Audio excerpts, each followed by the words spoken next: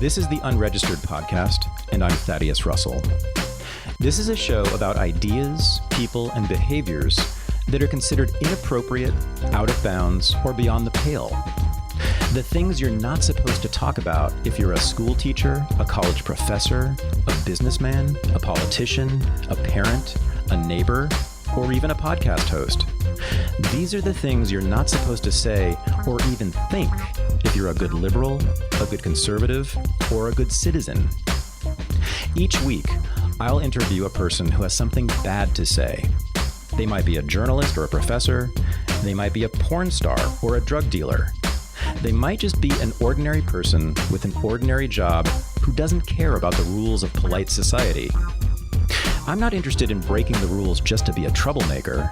I'm interested in people who break the rules of conventional thought and to expand the scope of what is possible to say in our society. I'm interested in people who make me think. This is a show about the things you're not supposed to say. It's a show about ordinary people who live extraordinary lives. But it's also a show about ordinary people with extraordinary minds. It's about people with truly radical ideas. It's about people who see the world fundamentally differently than almost anyone else around them. This is a show about ordinary people who are smarter than all the experts on TV shows and radio shows and the big podcasts. This is a show about people you've never heard of, but who will change the way you think. This is a show about people like C. Derick Varn.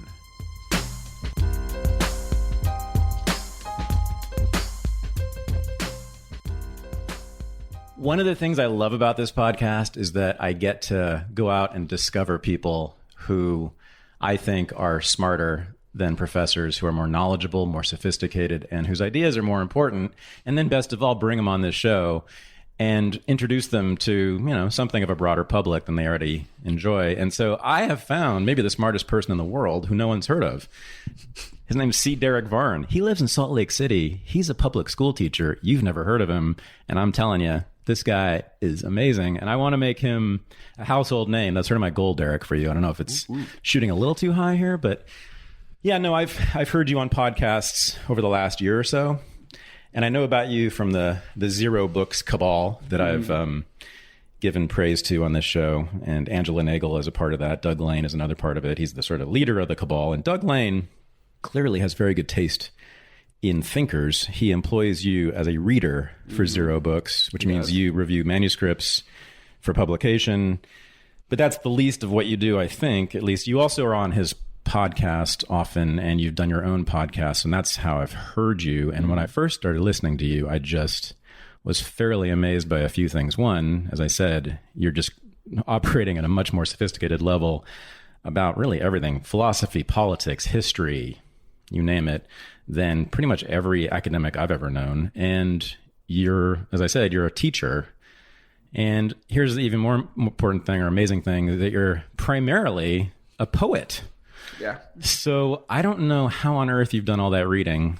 You can quote almost from memory sections from Kant and Marx and Hegel, and you can weave it all together into a history of the world of the last 2 millennia. And then while you're doing that, make a critique of contemporary leftist politics and the, cultural atmosphere of the United States and the Trump era, et cetera. It's quite remarkable what you do. So I want to start from the beginning.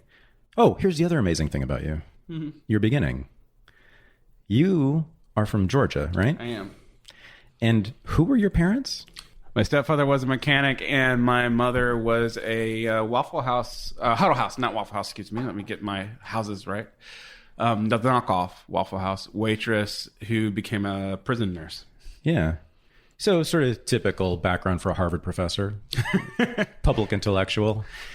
Yeah. It's remarkable. I mean, that's another thing you just don't find in my world, is people with backgrounds like that, clearly working class by anybody's definition. Well, actually, let me ask you. So according to the Marxist definition, yeah, working class, because they had to work for a living. Not only that, they were working in jobs that, by anybody's definition would be considered working class. But were they culturally working class? Oh, yeah. Okay. Well, my mother was. My stepfather was from money. He decided to work on cars is what he wanted to do. And his family he was Frankum. The family was important. He was what? He was a Frankum. His family was important, but they hadn't been. Okay. But my mother's family, Georgia farmers, going back, I don't know, maybe 3 generations. Sharecroppers at one point. Mixed race families, actually. So Mixed race. Yeah. Which race or races? Races, mixed white Korean, white black, all kinds of stuff. Wow. Back in there. No kidding. Yeah. In Georgia. So, and some of that was hush hush, some of it wasn't. My great grandfather was a Klansman. That sort of thing. As was everyone's back then. Yeah. Yeah. So, those sorts of dirty secrets. Yeah. Didn't you tell me at one point you're also part Jewish? I am. Well, that explains it.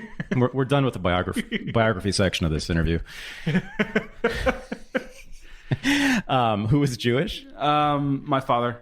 My biological father. Yeah. So yeah, but the genes they pass. Yeah. Doesn't matter if you ever met the guy. Okay. Yeah. So the first time I heard you talk, you were giving a really presenting a very devastating critique of sort of contemporary left politics, but from a left perspective. And you are a leftist. Yeah. In various ways, which we can talk about. But just talk about that just for a second. You seem very dissatisfied with the milieu in which you operate. The people who identify with your politics. What's going on? What's wrong? It seems all fine to me.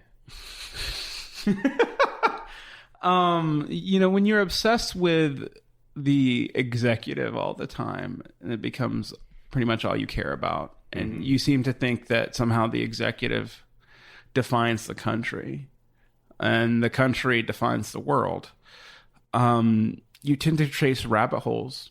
And there's no consistency to a lot of it. Like most of the things that leftists are tailing have no relationship to what they're supposedly after. Like, I don't know what gun control has to do with socialism. Well, socialists told me that we can't be for gun control because when the revolution comes, we're going to need guns to take over. I mean, well, that was Marx's stance, actually. That's right. Explicitly. And it was certainly Lenin's stance. Yeah. He was not for gun control, was he? Not at all. Well, he was for gun control of certain people, right? Right. Well, he was for confiscation of certain people's guns. Yeah. And one of the interesting things I've watched, being involved with the left for the last little under 10 years, is how Lenin shows up more than Marx over and over and over again. Okay. Marx didn't trust state schooling. That's in the Critique of the Goethe program. Really? No. I don't recall that. He says it in the Goethe program. He says as an offhand comment, like, who would be dumb enough to trust the state with schooling everybody? Wow. That's in the Critique of the Goethe program? That's in the Critique of the Goethe program. He's critiquing Lassalle's view of socialism, and he just says it offhand. It's not like a big thing, but he's like, why would you be dumb enough to think that they would have our interest? Wow. So I've read every word pretty much of Marx's major works, but I did it 20 years ago. Right. And I haven't really touched it since then. Not only did I read every word of the major works, I taught them for several years, but I haven't touched those texts since then. But you, on the other hand, have them at your fingertips, which is pretty cool. So I'm actually going to use you as a teacher today, in part. But so you prefer Marx to Lenin, sounds like. Greatly. And you're saying you prefer Marx to Lenin because Marx didn't like public schools, and yet, Derick, you teach in a public school. I do teach in a public school, but I also am completely aware of what that is. Do you know what the very first guest on this show said about public school teachers? What's that? He said that they are vermin. And I said, you're being a little harsh. He said, and he doubled down. He said, no, they're vermin and need to be destroyed. And I said, yeah, you're being even harsher. What's your and you've had some experience. In fact, you were sort of around libertarians for a while when you were younger. Yeah. So you're not. This is not new or shocking to you, I would imagine. Not at all. But how do you respond to that? Yeah, I mean, you're confusing people with the institution they're in, and it's easy to do. And to be fair, it's not even totally unfounded. And not that I think public school teachers are vermin, but they are a lot of times some of the least educated people I've dealt with. That's not true, and I'm not just saying this because I work at a school right now it's public, but it's a charter, and we actually do have a really educated staff. But that's not normal. Oh, you're at a charter school. I know, I'm a trader. Oh, yeah.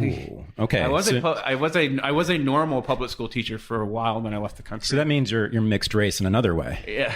Yeah. You're not fully public school. Yeah, I mean, and charter schools have their problems. I mean, they're rent seekers. Mm-hmm. Right. Yeah. I mean, they are. It's kind of, in some ways you could also say it's the worst of public schooling because it's basically corporatism, right? Yeah. It's private interests gaining favors and monopolies in some ways from the state. Oh yeah, and doing from an economic perspective, it's unjustifiable. Right. From my freedom to help students, it's kind of justifiable. I, for the longest time, actually taught at private schools and abroad, as you know. But I only taught elite kids. I only taught the richest of the rich in third and second world countries. So you taught the elites of South Korea, Mexico, and Egypt, right? South Korea, I taught the upper middle class, but in Mexico and Egypt, I taught elites. You spent about 10 years doing that? About eight years in those countries, yeah, teaching, yeah, which we'll get to, which is another amazing thing about you. So serious working class, not just working class, Southern working class background. Yeah. Solidly. Oh, Macon, Georgia. Right? Macon, Georgia. Yeah, it's voted second worst place to live in the country, like 3 years in a row after Detroit. But it's produced two of the greatest Americans, you and Little Richard. Yeah. Oh, yeah. Yep. I actually used to live in his neighborhood in South Macon. Yeah, which is kind of a ghetto, but yeah. Everyone should read the biography of Little Richard, which I think I told you about. Mm-hmm. I forget who wrote it, but there's this amazing description of Little Richard when he's a teenager or maybe in his early 20s, walking down the street in downtown Macon. And in the 1950s, this is in Jim Crow, Macon, Georgia, mm-hmm. with a sundress on and a parasol and makeup, singing at the top of his lungs, and everyone loved him. And this is a thing that I've written about, which is, black trans, what are now called trans people in the Jim Crow South. But that's your hometown. Yeah. A queer community there is pretty, actually, long-standing. Oh, really? Yeah. Oh. I wonder if he founded it. Probably. But, I mean, it's also a city that's been economically devastated for the past 20 years. It fell down in 2001 and never got up. What was the industry there? Cigarettes. Of course. Cigarettes and paper. Tobacco. Paper mill and tobacco. And it was an old mill town. First the paper mill, then Brown and Williamson, and both dried up in the early 2000s. And now it's solely supported by the military. Military, I like to call it military Keynesianism. Mm-hmm. Me too. The military, public schools, and Geico, which an insurance company, big bucks. Why do you hate America? I don't get it. Yeah, I wouldn't have any reason to have any bitterness there. No. It sounds like an idyllic childhood. I mean, my brother. I have a brother, and I'm not going to out his name, and you wouldn't find him from knowing my name, but who could have been in Hillbilly Elegy. I mean, drug-addled, tried to kill himself by cop, shot himself in the face and survived, had to have it reconstructed. And that's the world I come from. And so, I'm the people that, and I would hear about the left, that, the left was supposed to be from and a part of and care about. As far as I can tell, I don't give a fuck. So, right. I mean, like, well, wait, let's stay with that for a second. Yeah. That's what I think, too, about the left. But give us some more. Like, what's your evidence for that? Well, how do you know that? They don't give a fuck about the people. I mean, they don't know them. I mean, like, when I talk to people about, like, anti-racism or whatever, like, I talk to people from here. We're sitting here in Portland right now. Why did you have to let that out? Sorry. There goes my credibility. Well, you're also in LA. We'll just leave that out. Oh, thanks a lot, Derick. You can go now. You can edit it out. Go back to Salt Lake City, where the people live, apparently. No, I mean, when I was I remember, for example, I was trying to organize, and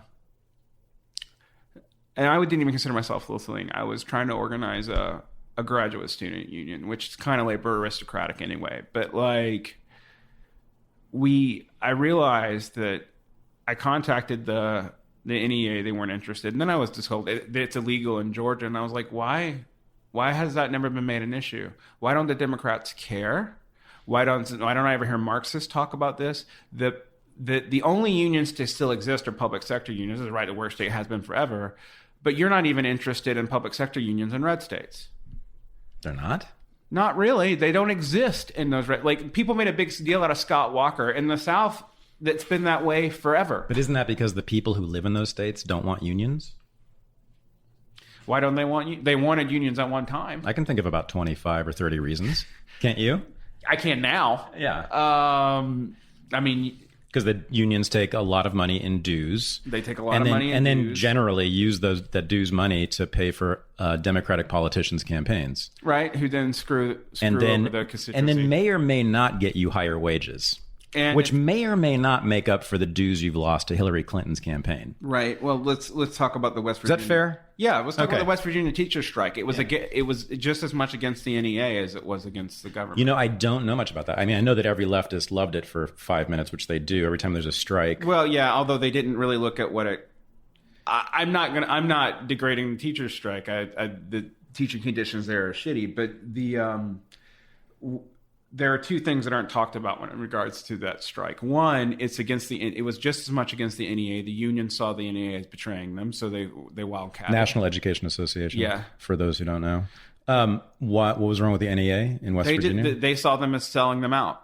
Okay, so the NEA wanted to settle. Wanted to settle really quickly, and they were like, "No, we're not going to do that." Okay. And the other thing that I don't hear people talking about on the left is you can't scab on an uncredentialed, on a monopoly capital subject area.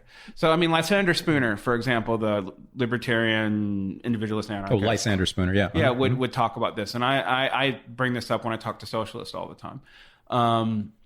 That when you use areas of credentialing as a model for like how you're going to get people to, like, I don't know, strike. Well, no one can scab on a teacher because they have to fucking have a license to do it. When you say no one can scab, you mean legally? Legally. Yeah, okay. No one can legally scab on a teacher. The school districts can't, and they couldn't alter their... Oh, okay. Sorry, the school districts cannot hire replacement teachers during a strike. Is that correct? By law. Is that what you mean? But well, let's say, maybe. Okay, let's say you're in West Virginia. You can hire replacement teachers who aren't a member of the union, although it's not union teachers striking. I mean, everybody's striking at this point. Mm-hmm. But let's say you wanted to give them in, you'd have to undo your credentialing regime, right? Which they don't want it. They're not going to do because there's a power dynamic there that the state and that keeps the state and teachers more in line with that credentialing regime. Mm-hmm. I don't hear leftists talk about stuff like that. I don't hear how it limits jobs, which it does. I don't hear a whole lot about those things because, frankly, my experience with leftists is that they're academics and they're removed from the economy. That's right.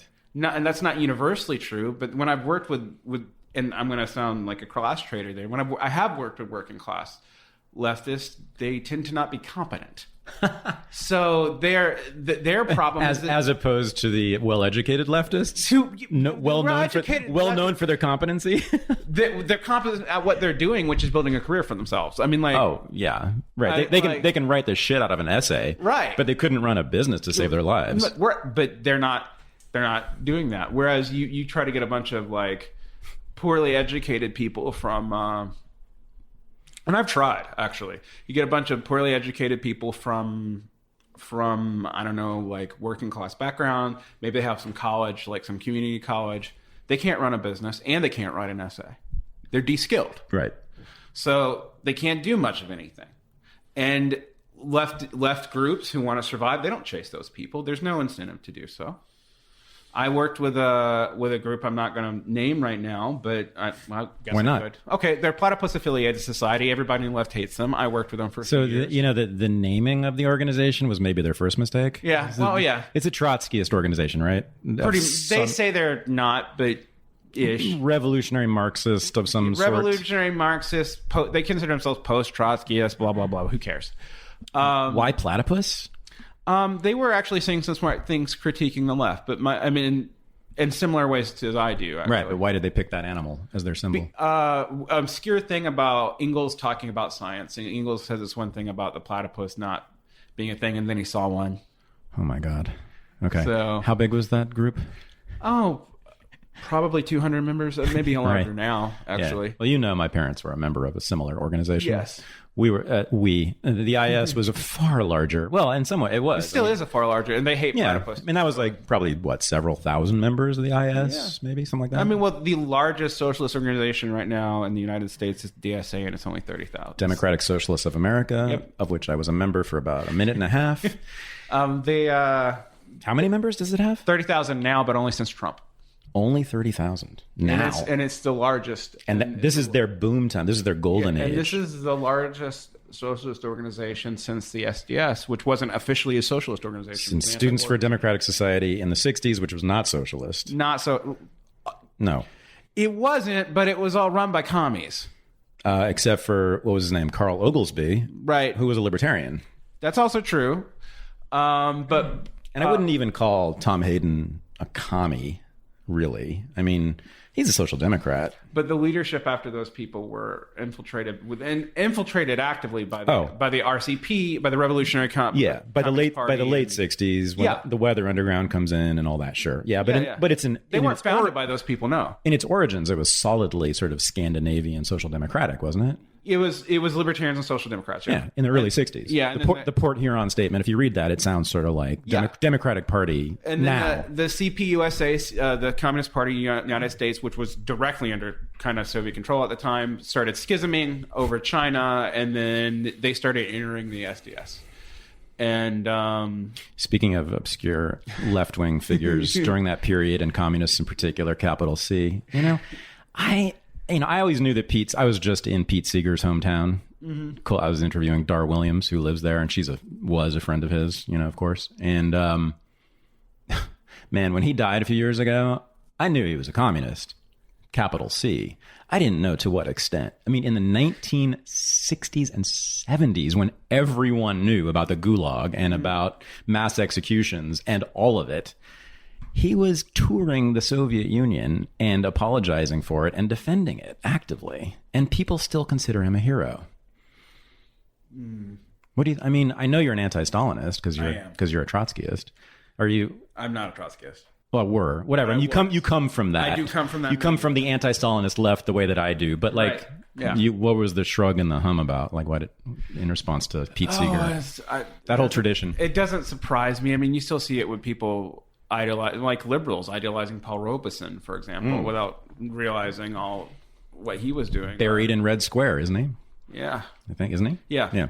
And people not knowing how that even, I don't love James Baldwin, but how that angered James Baldwin at the time. Did Baldwin become a commie? No, Baldwin stopped being a commie. Oh, yeah. No, he went the right. That's why we like Baldwin. That's why I like Baldwin. Yeah. He went the other direction. Yeah. Sure, exactly.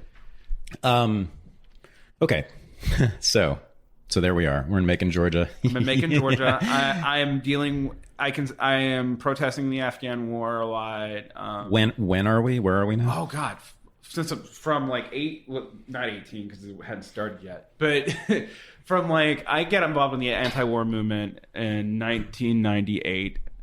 Kind of pre 9/11. Pre 9/11. Wow. And you were a teenager. Yep, protesting Clinton's incursions in the Sudan and Iraq. How did you even know about that? Living in Macon? Zine culture.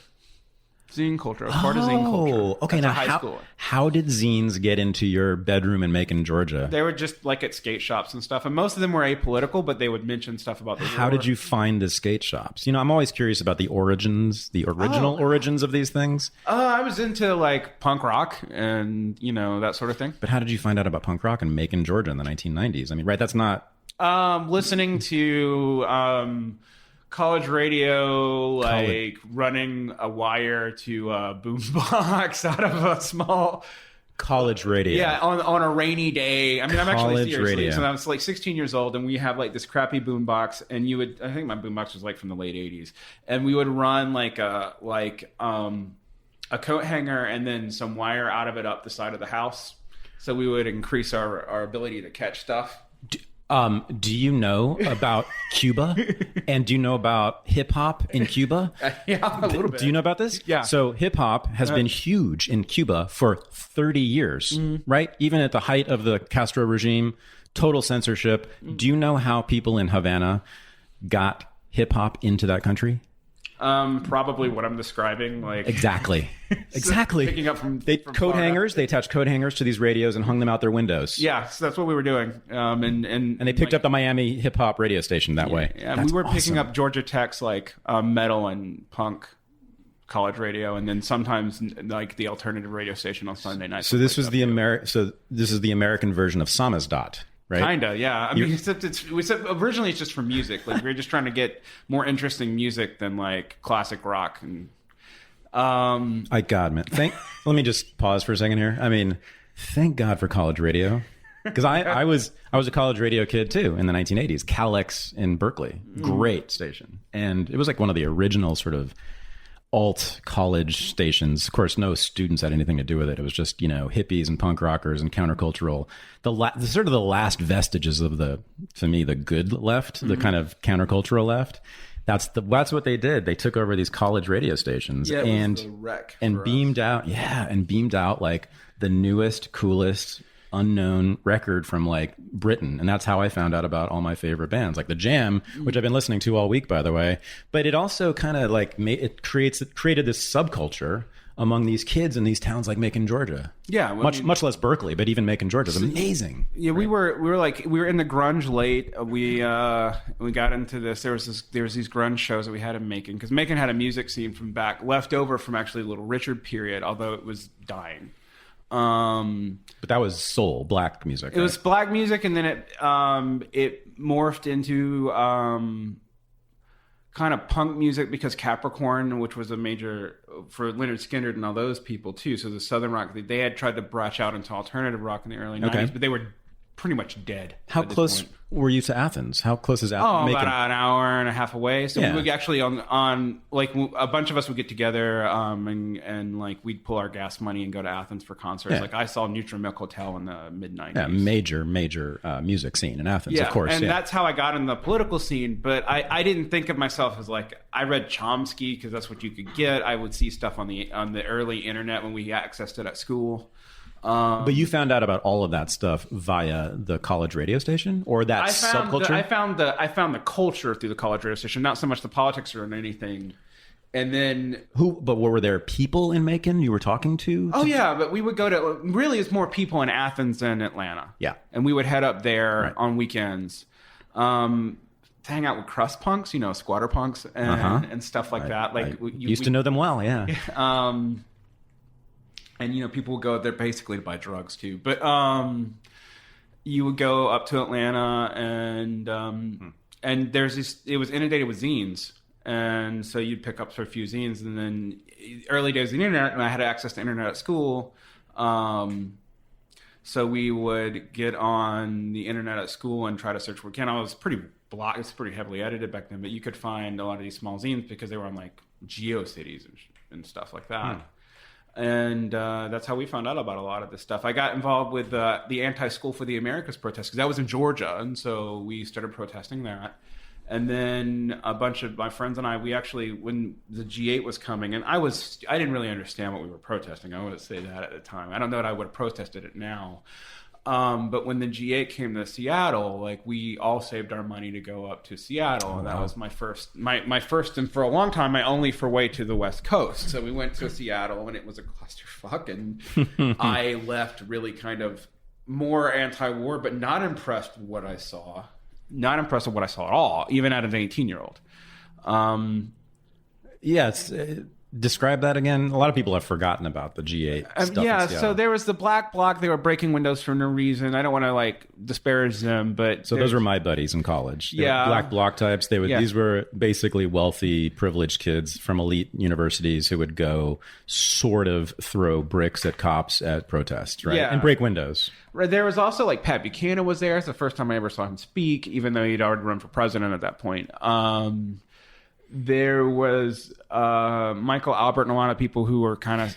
Sorry, the Black Bloc is like the antecedent to today's Antifa. Kinda, yeah. Very similar. Yeah. Okay. There were people calling themselves Antifa back then too. I met a bunch of people around who I'd later associate with the anti-war movement in Georgia. Which part of the anti-war movement? Right wing. For the most part. Libertarian. And paleo-conservative. Buchanan and then like... Yeah, Buchanan, like Justin Raimondo. I mean, like my first encounter with Richard Spencer was in the mid-aughts when he was still working for, I think he was the arts editor for AmCon at the time, before he was actually out as what he is now. The American Conservative? Yeah, I didn't know he was there. Oh, yeah. He left shortly after... Buchanan did, but also, I mean, they considered him even then, they thought he was a little bit nuts. Not nuts, a little bit racist. Yeah. Right? And that was the problem, wasn't it? Yeah, and maybe a little bit too liberal. I mean, seriously. How is Spencer liberal? I mean, it's liberalism for white people, but only white people. Like, he likes Adorno, man. I mean, I like Adorno too, but I mean, like... What does that mean? I mean, you ask him about his taste. He's like, he'd be a Democrat if it wasn't for all these. I mean, like, listen, he said stuff like this on Radix. I mean, so I had. Wait. So I'm. I talk about these guys too much probably on the show, but I'm not challenging at all. I'm genuinely curious how, and I tend to believe you more than most people, but so how is Richard Spencer a liberal, and how is liking Adorno liberal? Oh, he's not. I don't think he says he would be like from his own words that he would be like culturally like a liberal intellectual if they weren't so into. He loves Depeche Mode. I know that. Yeah, and I mean he with the kids we hung out with in college. Like he reminded me of a lot of the people I met in the MFA program when I exchanged letters with him. Like, he was that kind of dude. It just... Well, wait a minute. So, more racist. So, okay. So Marxists, leftists, and I would describe what you're talking about as cultural bourgeois affectations or something, right? He's part of sort of bourgeois elite culture. Yeah, well, university culture, mid-tier elite culture. Yeah, I mean, like, you're not upper elites. Like, I didn't meet those guys until I got involved in socialists, as I told you. Right. He only went to Duke. He didn't go to Yale. And I mean, like socialists. Yeah. I mean, I traded some letters with him. In the Whoa, do you have those? Somewhere. Find them. I mean, it's just like, it was this interesting thing you said about Paul Gottfried. So just some people don't know who that is. Paul Gottfried, he was a professor where he was I don't know. He was a student of Marcuse. I know that. And was he really? Yeah, personally. He was a personal student of Marcuse. Oh my goodness. And Frankfurt School. So he actually comes out of sort of the Frankfurt School. Yeah, he does. And Gottfried is sort of, what is he, like one of the godfathers of this wing of the alt-right now? Yeah, although he considered he and Richard Spitzer got in fights apparently or something. But just give us a capsule summary. He's the person who he came up with the phrase alt-right. That's right. A way to rebrand it in like 2007, 2008. Okay, intellectually and politically, what's he known for? Getting in fights with neocons. No, but about what? Israel. He's got a problem with the Jews, right? But he's a Jew. Right. Yeah, he's one. Well, so was Marx, who also had a problem with the Jews. Fair. Two famous anti-Semitic Jews. But Paul Gottfried got in trouble for being a nationalist, critiquing managerial liberalism, agreeing with James Burnham. But what's right wing about him? He basically agreed with James Burnham. He thinks that... Meaning what? About what? There's a managerial cult that runs the state, and that you should just basically pick the right one. So Okay. So unabashedly elitist. unabashedly elitist. Okay. And nationalist. nationalistic. Right.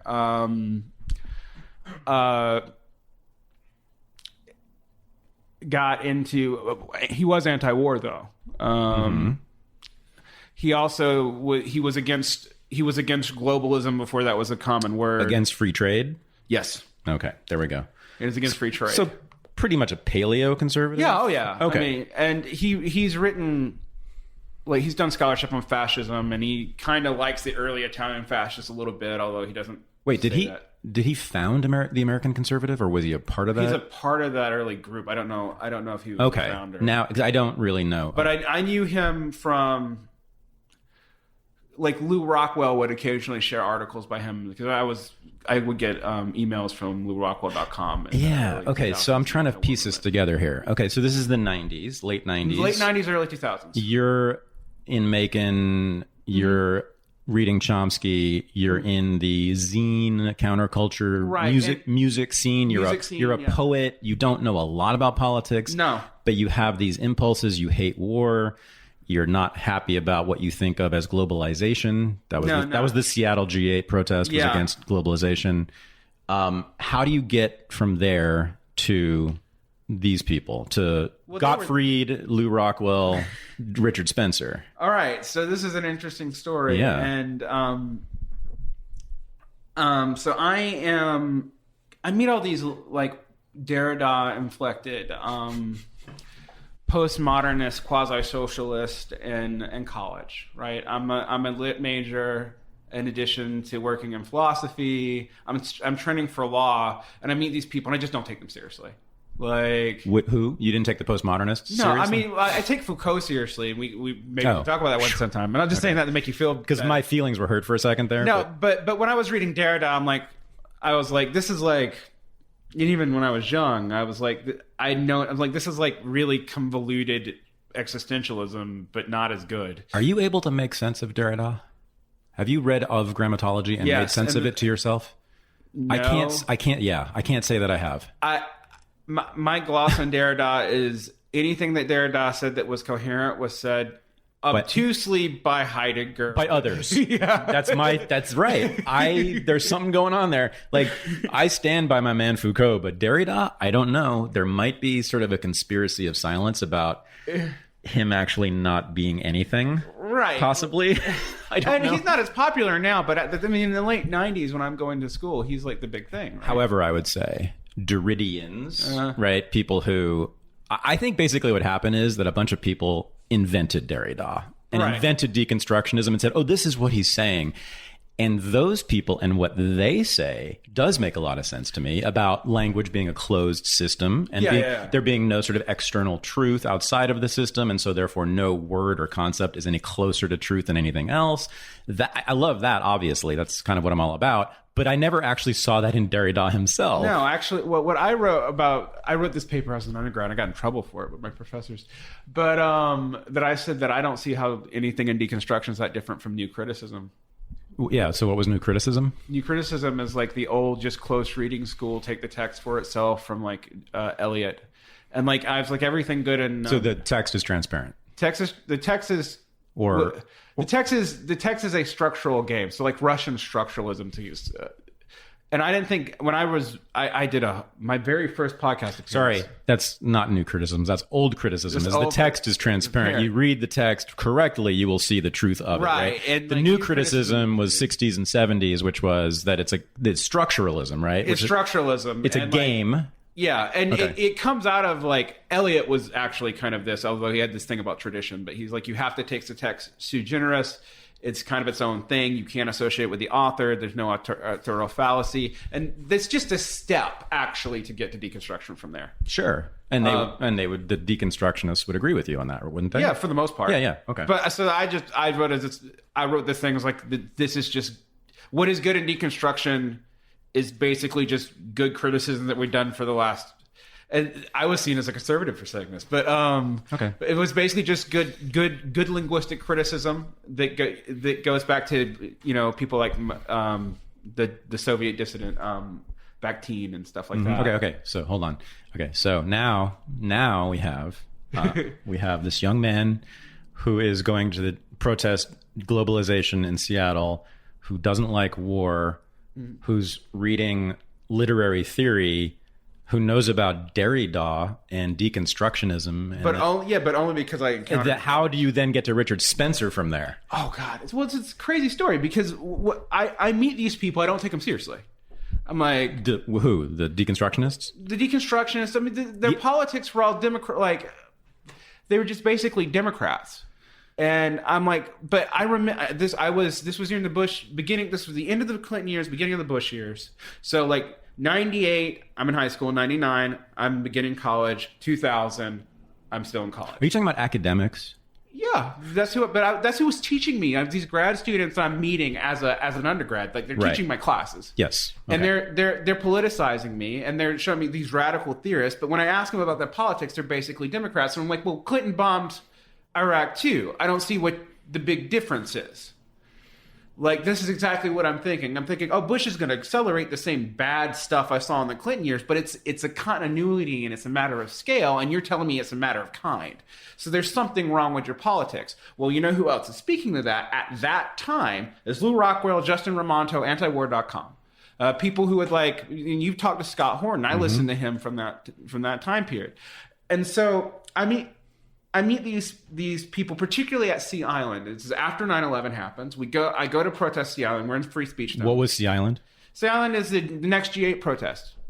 And then we're in Georgia. Admittedly, it's a completely different milieu, but it's also after 9/11. Mm-hmm. And all these Derridadians and everybody, they all chicken out. They don't go. So the only people I meet there are like International Answer and like people who are pop front. And so they're really like a mixture of Democrats and hard C communists. And they're ridiculous, by the way. Like they're obvious, like transparently don't seem to believe in anything when you actually start drilling down. International Answer was this left-wing organization that sort of hijacked the entire anti-war movement during Iraq, and they were pro-Saddam. Yeah. I mean, most people on the left didn't take them seriously, but somehow they became, my parents used to say, it's who controls the mic at the demo is who holds the power, and they were always the people who controlled the mic at all the anti-war demos during the Iraq War, Iraq 2, and Iraq 1. I didn't know about this at the time. Now that I know more about COINTELPRO and stuff, but I would say about this now, I'm like, who needs COINTELPRO anymore when you got that? You know, these days, I'm way more sympathetic to conspiracy theories, and that one makes sense to me because those people were so clearly outside even left-wing discourse, right? There was no one in any of the serious left-wing organizations. I'm talking about revolutionary socialist organizations who took them seriously. In fact, everyone was embarrassed by them. No, we were. Yeah, right. But that's who I see. So it was run by the FBI is what we want to say. I think it's possible. I think it's very possible. If not de jure or even de facto, they might as well have been. I am now almost convinced of this. I'm going to call Alex Jones right after this and get this out there, get the truth out to the people. No, but seriously, that makes sense to me now that you say that. I mean, and I've said this before, like when I studied COINTELPRO, what's the funny thing about COINTELPRO is a lot of times all they actually do is take things that these people are already saying and convince them to make it more public. So the left is just good at doing this kind of crap on its own.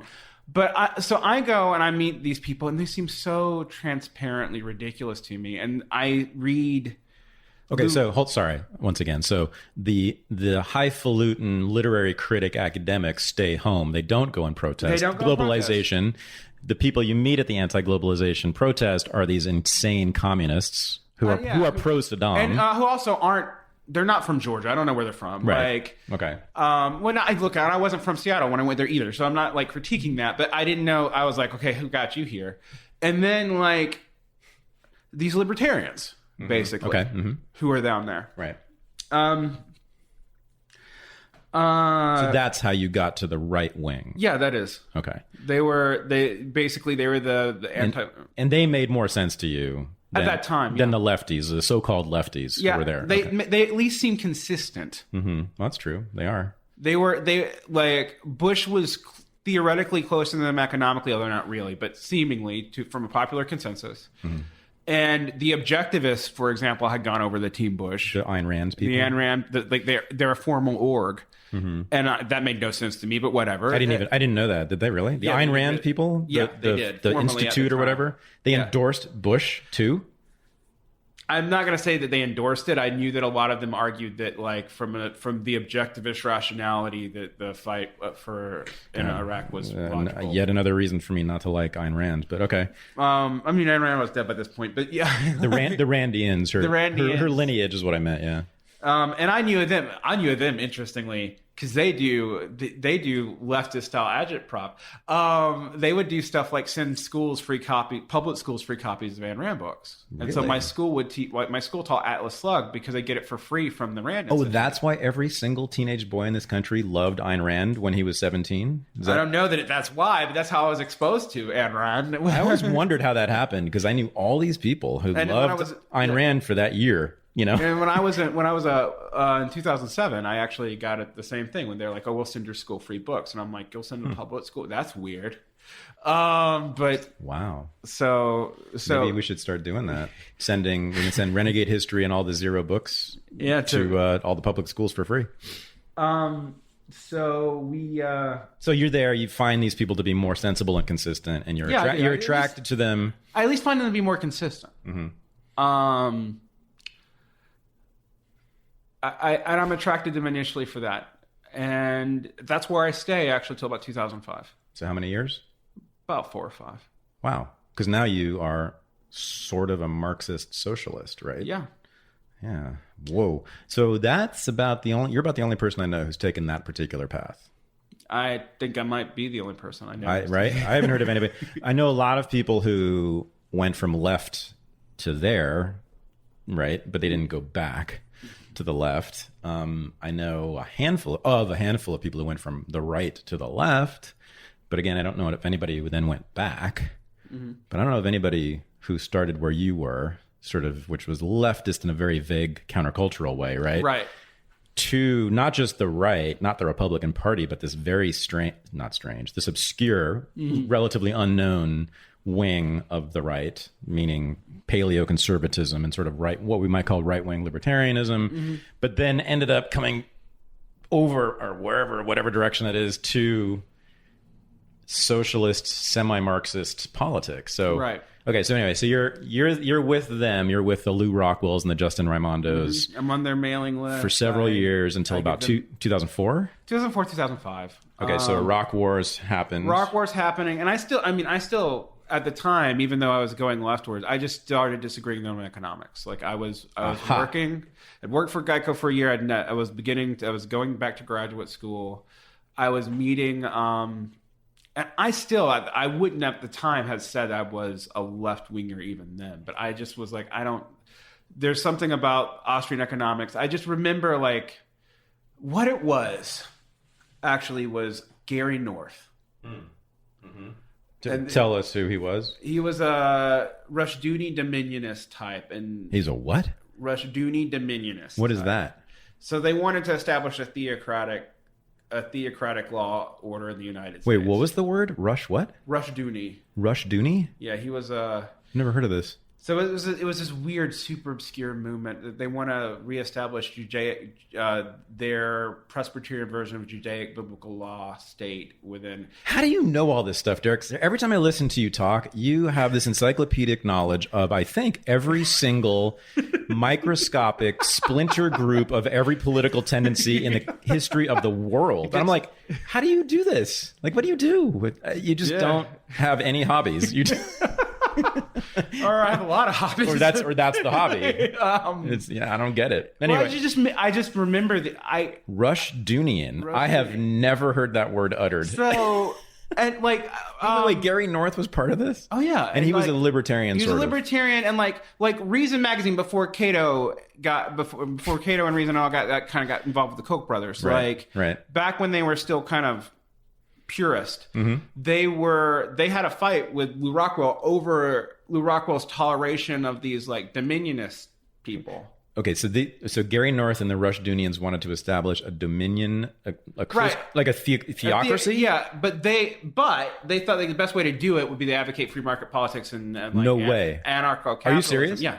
Get out of here. Wait, and so Gary North Who else was part of this? I didn't know this at all. Like Rushdoony, Gary North, and that's Wait, Rushdoony is a human being? That's a person? Yeah, it's a person. That's the name of a guy? Yeah, he died in like the late 90s. But yeah. So Gary North, Rushdoony. I've never heard of him. And who else? Some of Rushdoony's kids, actually. I don't really know. And they were like, was this Libertarian Party? No, they were like dissidents from that, and they were far, far to the right. But they wrote stuff about Austrian economics, so like Lou Rockwell would publish them on a regular basis. Okay, so they were kind of hanging out with Lou Rockwell and the Mises people. Yeah, they were. Okay. Damn. And did you think that the Mises people and Lou Rockwell were aware of their agenda? Yeah.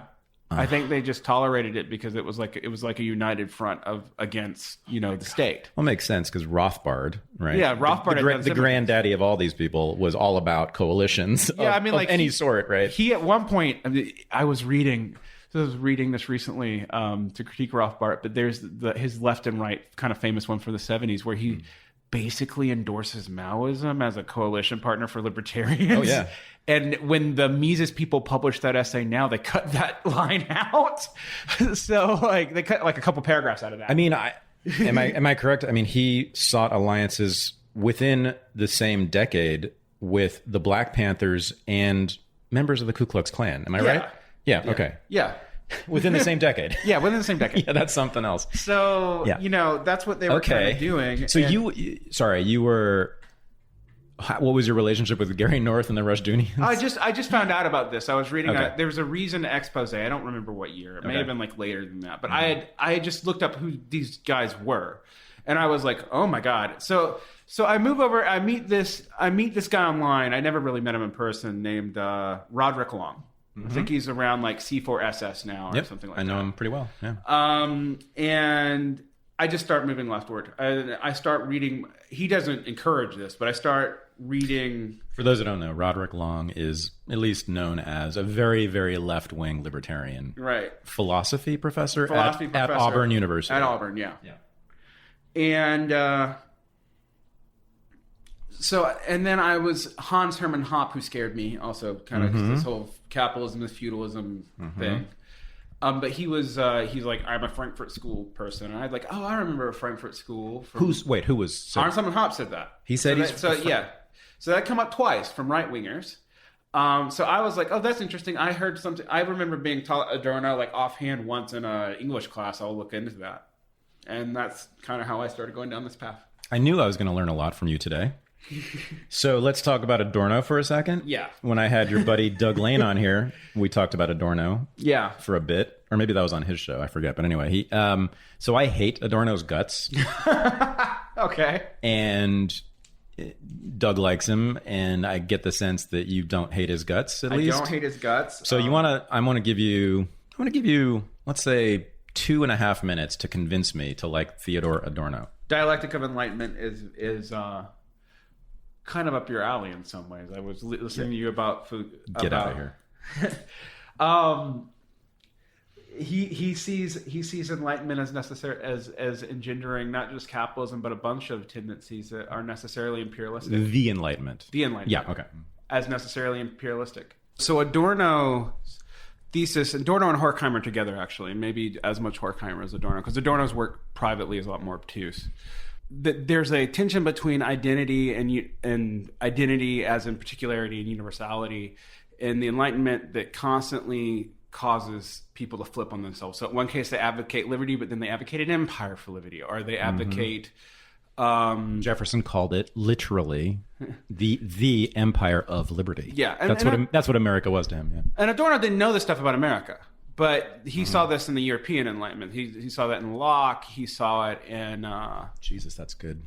Because I'm writing about this right now. I'm going to use Adorno for my book. You've already done it in less than 2.5 minutes. Okay.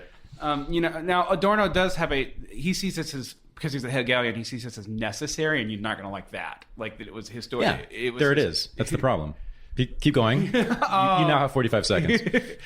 But that it wasn't necessarily good.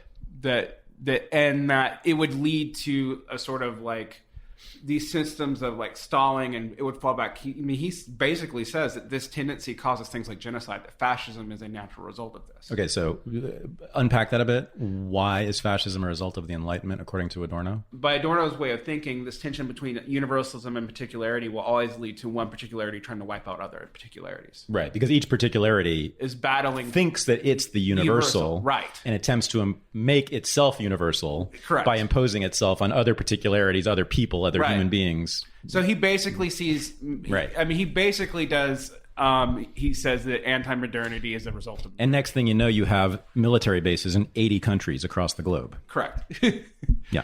And that in that sense, Adorno is prescient. Now, and other things like, you know, his complaints about jazz, who cares? How did you know my next question? So Adorno hated jazz. He hated television. He hated Hollywood movies. He hated... Oh, he was a miserable asshole. Popular culture of all kinds. But there's this great photograph of him sitting on the beach, I believe in Venice Beach in Los Angeles. I told Connor Habib, my friend, on his show that there's a photo of him and Horkheimer on the beach. It is him and Horkheimer. It is both of them. Yeah. But I couldn't find it. I could find Adorno or one of them. But anyway, there is a famous picture, right, of the two of them in the 1940s when they first came here from Germany, sitting on the beach in Venice Beach, right? And they're kind of like in sort of professors' tweed coats and ties and stuff. And it's just classic because I'm thinking, so here are these two guys who hate American culture, in particular pop culture. And so they're in Los Angeles, right? At the height of all this stuff, the height of all this stupidity of the working class. You know who got them there? Who? The CIA. Oh, right. Oh, right. Because they worked for the OSS, right? The precursor to the CIA. Yeah. Another amazing story. So Herbert Marcuse was the main guy who was working for the CIA, the OSS, during World War II.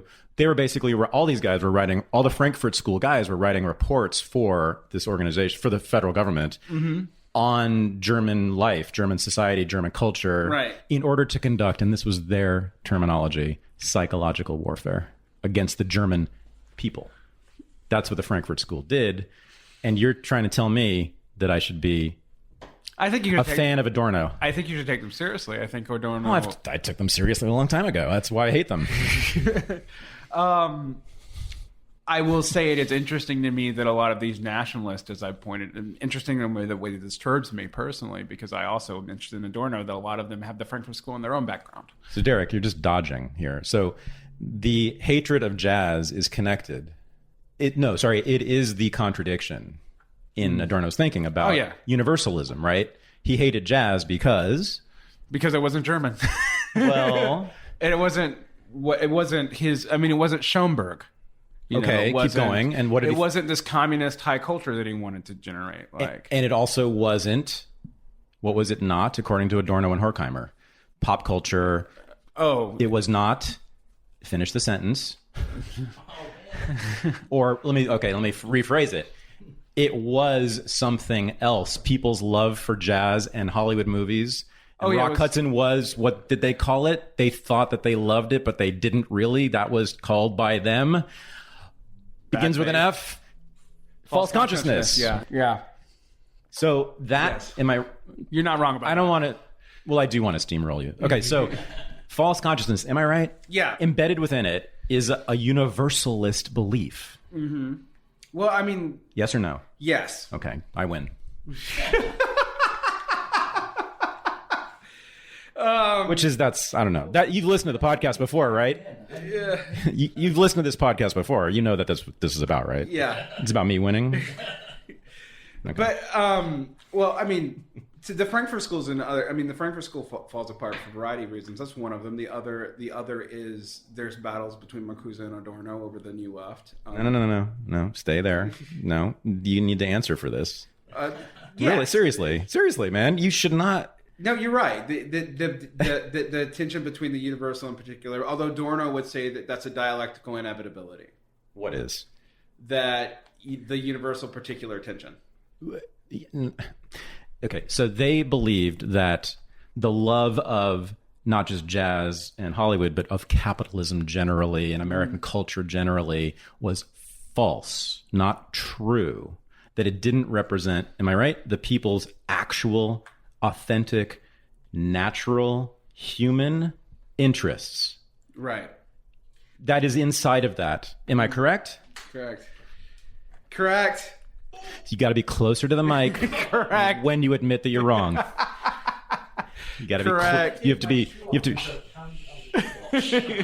be close to the mic when you admit that I won. You won on that one. That's the main rule here.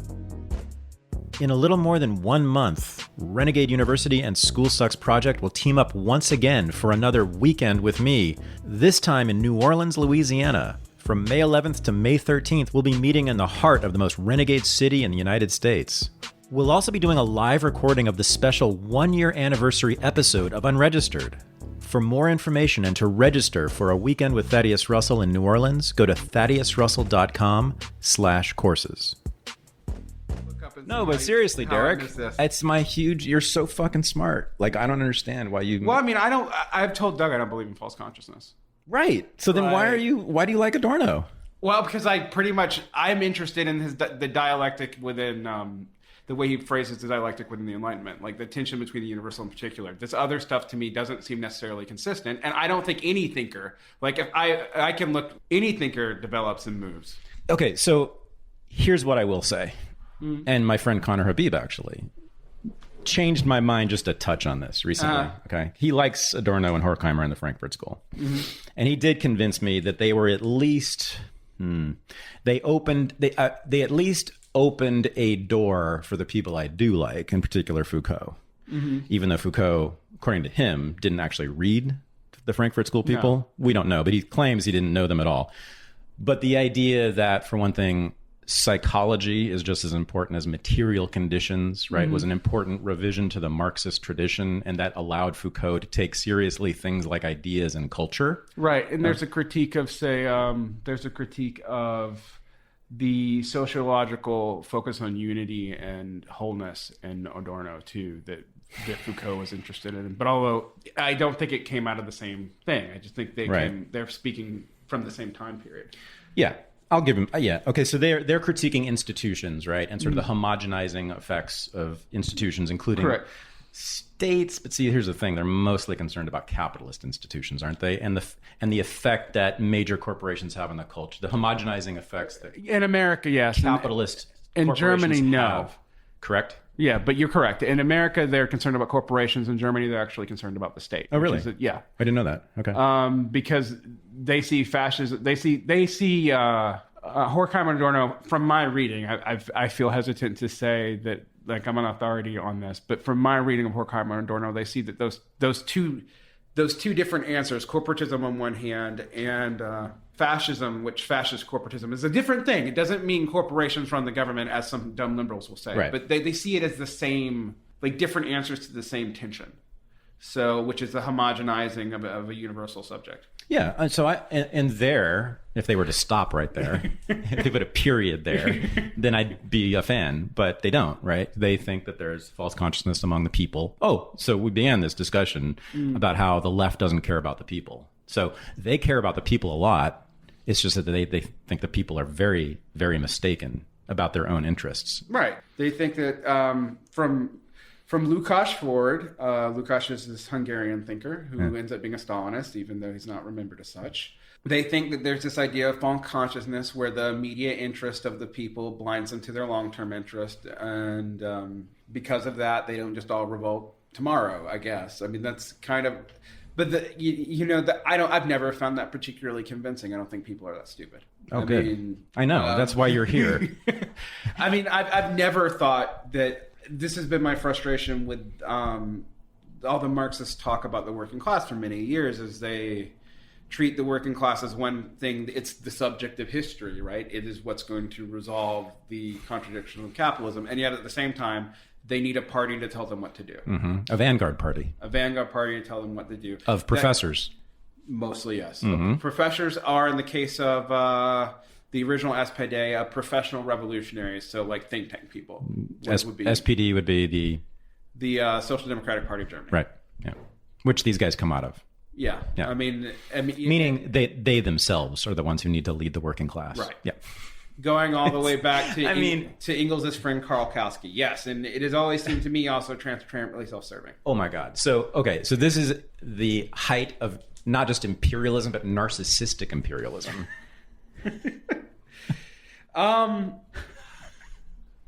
Sure. Okay. Doug Lane was so upset he heard what was going on. The bat signal went up that Derick needed help, and so he drove all the way across Portland to come save poor Derick. But it's to no avail. I'm sorry, you've lost. No, I mean, no. But seriously, so I told you, I am now somewhat sympathetic to them at least. Good God, I really hate them still, but still opening the door to something that was, I think, better from my point of view and more liberating, which was Foucault, basically. And that line of argument, which is that, there's all these universalizing tendencies of all sorts emanating from states, nations, capitalist institutions, cultures generally, but we don't need to abide by any of them. And more importantly, none of them have any sort of natural basis. They can all be traced back in history. We can find the we can find the lineage of all of them and the origin of all of them in people's minds, and therefore we don't have to abide by any of them. There's a historical genealogy for everything. Which to me, that's it. That's all we need to do. I mean, Nietzsche really came up with this idea, right? Nietzsche and Marx kind of come up with it concurrently. I mean, and actually at the same time. I mean, like from completely different perspective, Nietzsche has no sympathy to what Marx would want to do, but. Marx does it to some extent, but I mean, Nietzsche's book is called The Genealogy of Morals. Right. So it's the claim in the book, the argument in the book is whenever someone makes a moral claim, there's history to it. Yeah. Something's absolutely true or written in nature or comes from God or anything like that. Just study the history of it and you'll find that everything so far at least has a history. That's all Foucault does too. And so, and Marx did it too. You're right. When it comes to like socialism and whatnot, I mean,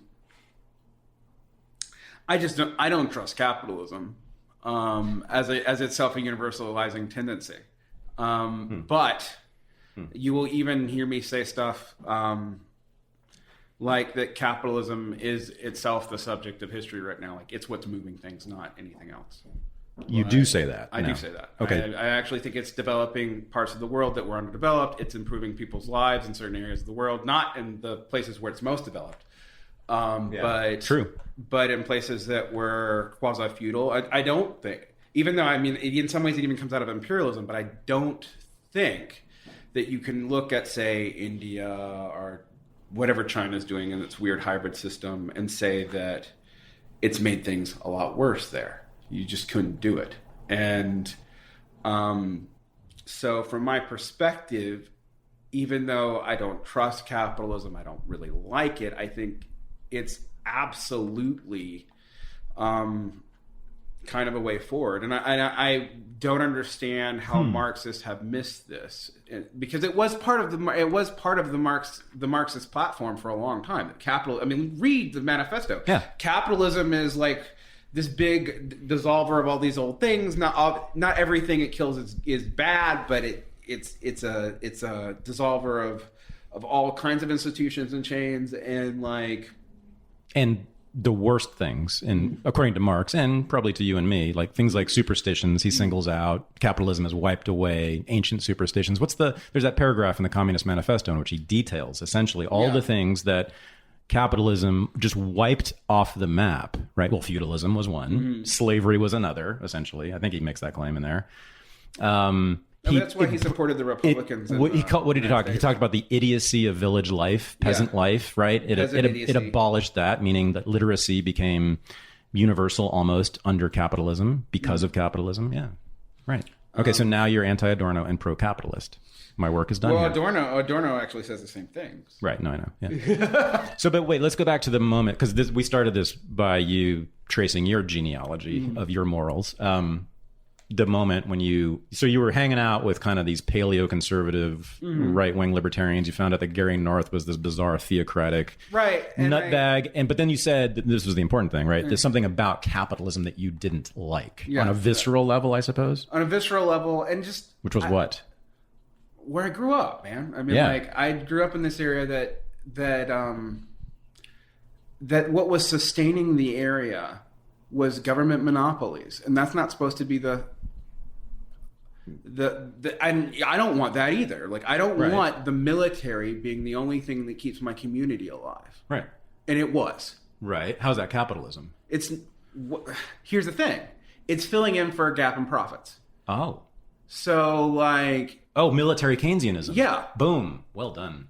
Yeah, so Keynesianism. Yeah, Keynesianism to me is a bigger enemy than any libertarian would. Just so the few people who are listening to this who don't know this, right? So non-military Keynesianism, generic Keynesianism is the idea that the state, through its taxing and spending, will spur consumption because it puts money. The state employs people, gives them jobs, pays them wages, and with those wages, they buy things in the market.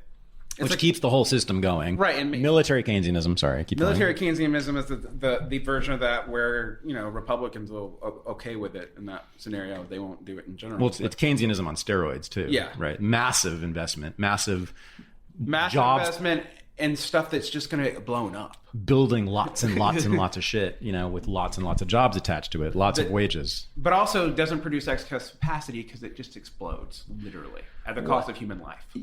Oh, yeah. I mean, that's an unfortunate consequence. But, most of at least the American buildup we've kept, I'd say, right? Right. Still around. I couldn't reconcile what I saw with that with what I was told capitalism was supposed to be, because I was like, I just did the Bastiat and all that too. I'd read about the broken windows fallacy, that all that's delayed underinvestment, and I couldn't make those two things work, nor could I.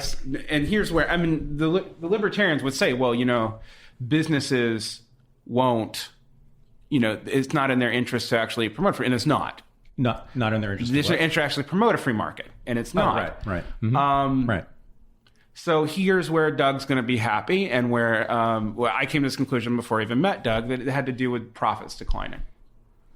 And that while individual wealth could increase because of hoarding, that the entire system had profit declines, and it shows up in certain areas. And that was what bothered me. And that's how, and it wasn't even a moral argument for me. It wasn't like, oh, the workers are oppressed, even though in some cases they are. It was more of in the developed world, this is beginning to stall out. In these other areas of the world, it's gangbusters, and still is. And I just came to the conclusion that this was, for us, it was going to get worse. For the rest of the world, it's probably going to get better. And that I was just wrong earlier in my life, that I should be encouraging trade in other countries. And then I should probably be skeptical of both libertarianism. But actually, my bigger enemy, and still to this day, is Keynesianism and modern monetary theory. Yeah.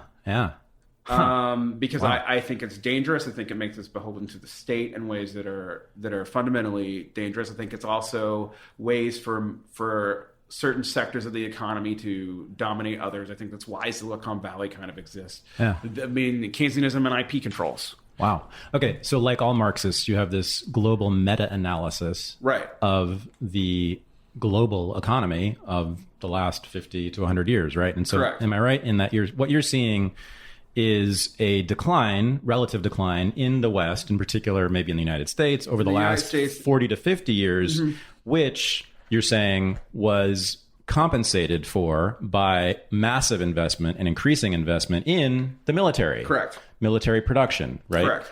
Jobs, wages to build all those battleships and aircraft carriers and bases in those 80 countries all over the world. Right. And all those soldiers and all the people hired by those military bases have wages that they then spend at Walmart. Correct. Which then spurs the economy. The problem is that all that was financed, much of it, by debt. By debt. It's not financed by anything real. There's no real commodity to it. And it's one of these things where people don't realize, if you're a consistent Marxist, you're going to agree with Austrians more than you're going to agree with most modern economists. Mm-hmm. And I still sort of think that way. Like when I hear someone like... Yeah, that's why I like this. Because it's both Austrian, it's simultaneously Austrian sort of free market and Marxist. In other words, it could be stated by either camp. Right. And that's pretty rare, Derick. And so I saw this developing, and I'm like, I'm not okay with this. But I'm also not going to be protesting companies opening up in the third world. Yes, there's imperialism tied to it, and I'm not happy about that. And there are also social costs too. But in the main, like, it's not like these, like, I'm thinking about when I was in Mexico and I went to Oaxaca, and there was less social problems in these poor, super poor villages. But without some kind of influx of capital, these people were dying of, like, lung cancer from not building brick ovens. Like, we're talking, like, I don't know, like 500-year-old technology. We're not even talking, like... Like indoor fires, cooking fires. Indoor cooking fires and places without electricity and no ventilation. And yeah, so you're less alienated, but you die at 35 from shitty life conditions. I mean, like... Yeah, totally. I don't want to be the dumbass romantic asking people to do that for me, particularly brown people who already have a crappy enough life. And I felt like a lot of the left, as I knew it, and a lot of the definitely the center was basically asking that of me. And then so I became this Marxist, but in another way, I was never as hostile to the libertarians as a lot of other Marxists were. I don't see them as bad faith actors, except when they go nationalist. That's when I... Well, then they're no longer libertarian, right? Also, but that's when I think that there's true bad faith. But as long as they're not, like, we have different goals, we represent different interests, but they're consistent. Wow. So I like, you know, and I get annoyed when they're like, "Oh, Marxists really, blah, blah, I only care about the state, blah, blah, blah." And I'm like, okay, maybe, but that's not what I believe, and that's not totally consistent with capital. But you know, whatever. Okay, so I love this analysis, and my first thought is I need to go look at the history, and see if I can find someone in the United States, around 1973 or so, saying, hey, maybe we should build a bunch of military bases around the world to compensate for the economic decline we're about to face. You know, so I don't know of that. Maybe some of this was deliberate and conscious. I don't mean a conspiracy, but like... I don't know. I actually don't know. Yeah, so that's the problem with your analysis. Right. I mean, I don't know that I'm not sure. I mean, this is where you and I will probably radically disagree, that I sometimes think this is just convergent logic. Like, once you hit certain problems, this is how things are going to develop. Just like I also thought, like, when Keynesianism started stalling out as you know, with the end of the Bretton Woods system, that I don't think that it was like a neoliberal conspiracy like a lot of like normal lefties do. I actually think it was. It was, though. So, well, I mean, the Council on Foreign Relations pretty much planned in secret, deliberately, in the townhouse on East 57th Street. The Mount Pelion Society? Or? I mean, from 1935 through 1945, the CFR with the State Department met every single day, making the plans for the entire world, which became the United Nations and the WTO and all the rest of it. I mean, this is not even controversial among historians. Well, I knew like they planned the WTO and the EU. And all so the basic stuff. structures of it. Of course, they didn't foresee exactly what was going to happen in 1973 and onward, but that was the basic structure of the post-war world, was actually planned in secret by about 30 men in this country, in secret. And they say this, and now they're sort of proud of it. It's like, oh, we had to keep it secret from the people because there would have been an outcry if they had known that there was a conspiracy to plan to remake the entire world in our image. But so that's just supporting your argument, actually, in a way. But the ramp up of military Keynesianism a bit later in the century, like in the 60s and 70s and 80s. Right. I don't know. Maybe it was. But if anybody thought, I wouldn't be surprised if we could find some thinker or some even policymaker saying this, right? Well, I mean, you have Eisenhower saying that he's afraid of something like this happening. Right. But he's against it, though. He is. This is a research project right now. I mean, Eisenhower is my favorite 20th century president. So, you know, which given he's anti-communist, confuses people. A low bar there. No, it's an incredibly low bar. At least for me. No, you're not wrong. I mean, like, everyone else's favorite presidents from the 20th century. No, but I'm serious, man. I'm like, so, you know, I'm writing a book right now about the history of American foreign policy, and I'm thinking, shit, I got to go do this research. I want to find out if anyone articulated the Derick Varn thesis at the time and proposed that there be this kind of new military Keynesian. I wouldn't be surprised. I'm sure someone who's listening right now is yelling at their earbuds because they know that so and so said this at the CFR.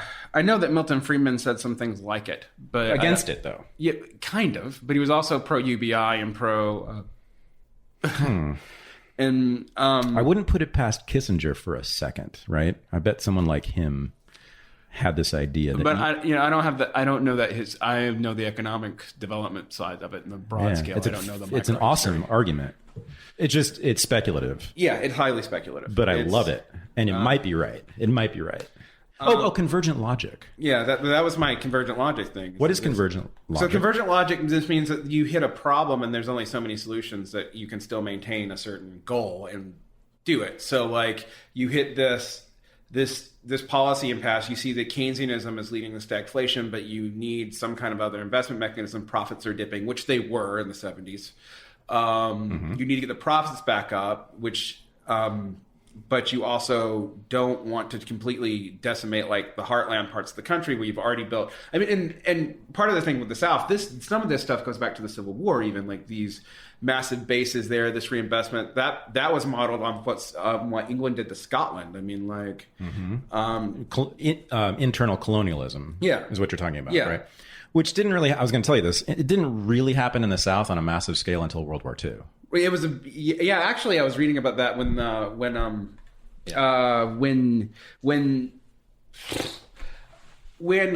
Reconstruction fell apart. It actually, I thought maybe they did it immediately, but no, it didn't happen until World War II. It was this big buildup. It was based off of the seeds put down in Reconstruction, but it wasn't.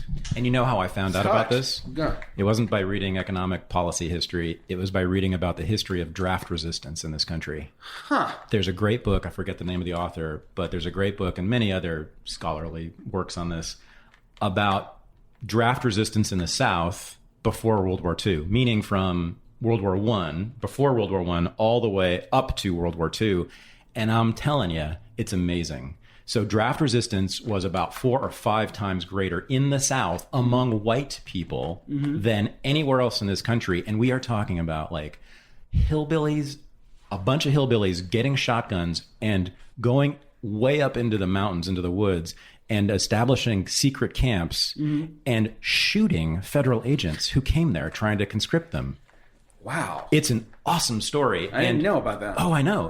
Very few people do. The South was the heart of anti-war, anti-imperialist resistance until World War II. And then, and again, I don't know if this was deliberate, right? But they started to put all the bases, all the military bases in the South, started employing all those hillbillies, or at least their sons and daughters, right, giving them jobs, giving them wages so that they could spend their money at Walmart. Right. And more importantly, so that they would be wearing American flags all the time. Right. Which is what we got. Yeah. So I remember reading about that, and I also remember reading about the deliberate underdevelopment of the South. Like they were afraid of it. Yeah, they were. Oh, you mean Reconstruction? After Reconstruction, after the first after Reconstruction kind of failed. There was this deliberate push to make sure that the South wasn't industrialized, that it remains quasi-agricultural. By whose? By actually local governors and stuff. But it was to me, that's a convergent thing where there's there's a certain power block that's trying to maintain itself. It's That's the Neo-Confederates, though. Yeah, right? It is. Right. They didn't want to become the North. Right, but there was also the North was fine with them doing it because it meant less competition for them. Okay, yeah. Convergent logic. Okay, here's the argument, or here's the theory. Am I right? Right. That given a particular moment in history, that the available choices, options for policy, for ideas, are narrowed by what? Material circumstances? By material circumstances and by cultural habits. Yeah, that's bullshit. You think so? Come on. I think that's only true for aggregates. I don't think it's true for individuals. You think it's true for groups and aggregates? Oh, but not individuals. Do what they want. So you're saying that in pick a time in American history or British history or German history, there were only a few possibilities for the future, for those nations, for those aggregates, for those groups of human beings. I would say there was probably a ton of possibilities, but there are a few possibilities that were easy. Define a ton. Well, let's say there's like 5 or 6 ways something can go, but there's 2 or 3 that's going to be the easiest to do. 5 or 6. That's a ton. Now, this is me pulling math out of my ass. Yeah. But I mean, like if you look at like you have a logic problem, there's probably 10 or 20 ways to solve a given logic problem. really. Like you can do it. Oh, yeah, within the system of logic. Within a system of logic, or within a system, within any set system. Right. And the other thing that we need to talk about... But Derek, here's the thing. To me, history is not a set system. Nor is human consciousness. I would agree with you about human consciousness. Nor is human agency. But only individuals have agency. Uh-huh. Systems don't. Really? As far as I know, but the systems, so the systems are made up of the aliens in Doug's science fiction books? No, who makes the systems? People. But when you have the more people you have involved in a project, the more limited the possible responses are. So disappointed in you. Why? I mean, so yes, that's the correct answer for a Marxist. Right? I mean, no, that is, I'm taking you serious. I mean, I'm taking that seriously. That's the Marxist answer, right? Right. The more people are involved, the less, that is Marx's answer. Not just Marxist. It's anybody who believes in historical materialism, which includes others besides Marxists. There's a lot of liberal historians who are historical materialists, right? Correct. They believe that the material base of society or the material conditions of society determine in large part, meaning at least put parameters, limits around the possibilities, that not just anything can happen at any time. Correct. When I just said that sentence, I started to doubt myself. So can anything happen right now? Between you and I, probably. But what would manifest socially? Can anything happen with the United States of America right now? Anything? Is anything possible right now? No. Dude, have you not been reading the news? Look what just happened. The impossible just happened. What was impossible about that? According to everyone I've read on Twitter, what happened in the election was impossible. Okay. No, seriously, right? I mean, did you predict that? Can you read back into history of 2016 and say, oh yeah, Donald Trump becoming elected president of the United States of America was one of the 5 possibilities then? In 2015, I said that I would laugh if an Obama mania led to a Trump revolution. I said that. Well, okay, but we've already established at the very beginning of the show that you're the smartest person in the country, so that's different. But I actually didn't think it was likely. Now I thought it was a higher possibility than most of other people did, but I didn't think it was the most likely possibility. So I would say the election of Trump, that was pretty much out of left field. However, the subsequent, the course of his administration actually supports your thesis, right? Because he's moved more and more, almost, I might use this word, ineluctably toward the center, toward the mainstream, toward what is expected. Right. Even though the reaction to that has been like, oh my God, new fascist, it's remarkably consistent with what we've seen in the past. Yeah. Although Bolton is that's the left field too. I mean, so he still has a ways to go to get totally establishment and mainstream and expected to hit one of the 5 possibilities. But he's certainly overall, everyone would agree. But the neocon he's moving there. Are showing back up by day by day. But wait, are you still with this convergent? Was it logic? Convergent logic. I'm not totally sure I ever believed that entirely. You can ask Doug. I struggle with the idea, with this whole what makes consciousness change, because you have a problem with the convergent logic theory, because it does seem to be changes out of nowhere. And I'll give you my example. Yeah. I've been trying to figure out how capitalism came into being. And everybody, all the Marxists say it's like the bourgeois revolutions, blah. You got every element, and I define capitalism broader than most capitalists do. Like, I have 3 components to what I consider capitalism. You have to have reinvestment schemes, you have to have wage labor, and you have to have markets. You have to have all 3 things. Because markets exist transhistorically, like they're all over the place historically. That's not capitalism by itself. So, but I found it. I was reading religious history. You found the origin of capitalism? Oh no, I found where it existed in the 10th century, which is 500 years before any Marxist said it should. 10th century? In the 10th century. Awesome. Do tell. There were wage labor and reinvestment schemes in Christian monasteries in the 10th century. Huh. It was capitalism within one small sector of society, but it was there. And trade. They were trading with each other, reinvesting into wage labor, and they were paying peasants to do the work. They weren't relying on serfs. Because so it was, quote, free labor. It was wage labor. Yeah, it was wage labor. It was free labor. It wasn't serf labor. Wow. And it wasn't the dominant mode even in those monasteries, but particularly in areas where the peasant population had been wiped out by plague and by war, they were doing that. Okay. Huh. Now, from my strict Marxist stage theory of history, that probably shouldn't exist. Because it didn't spread very fast. The whole idea is as soon as capitalism is instantiated, it spreads immediately all over the place. Because those are primitive agrarian societies, right? And he predicted that that's exactly where. Well, I guess that he would say that jumped the gun, right? That they were not. Close he would say enough. They were premature. Premature, yeah. But he also didn't say that. According to Marx, there's no evidence. He doesn't talk about anything existing that early. He pretty much starts it with the English Civil War. Well, he didn't read as much as you do. I'm almost serious about that. No, really. I mean, it's not just that you are so erudite, which you are, but it's also that you have access to stuff that.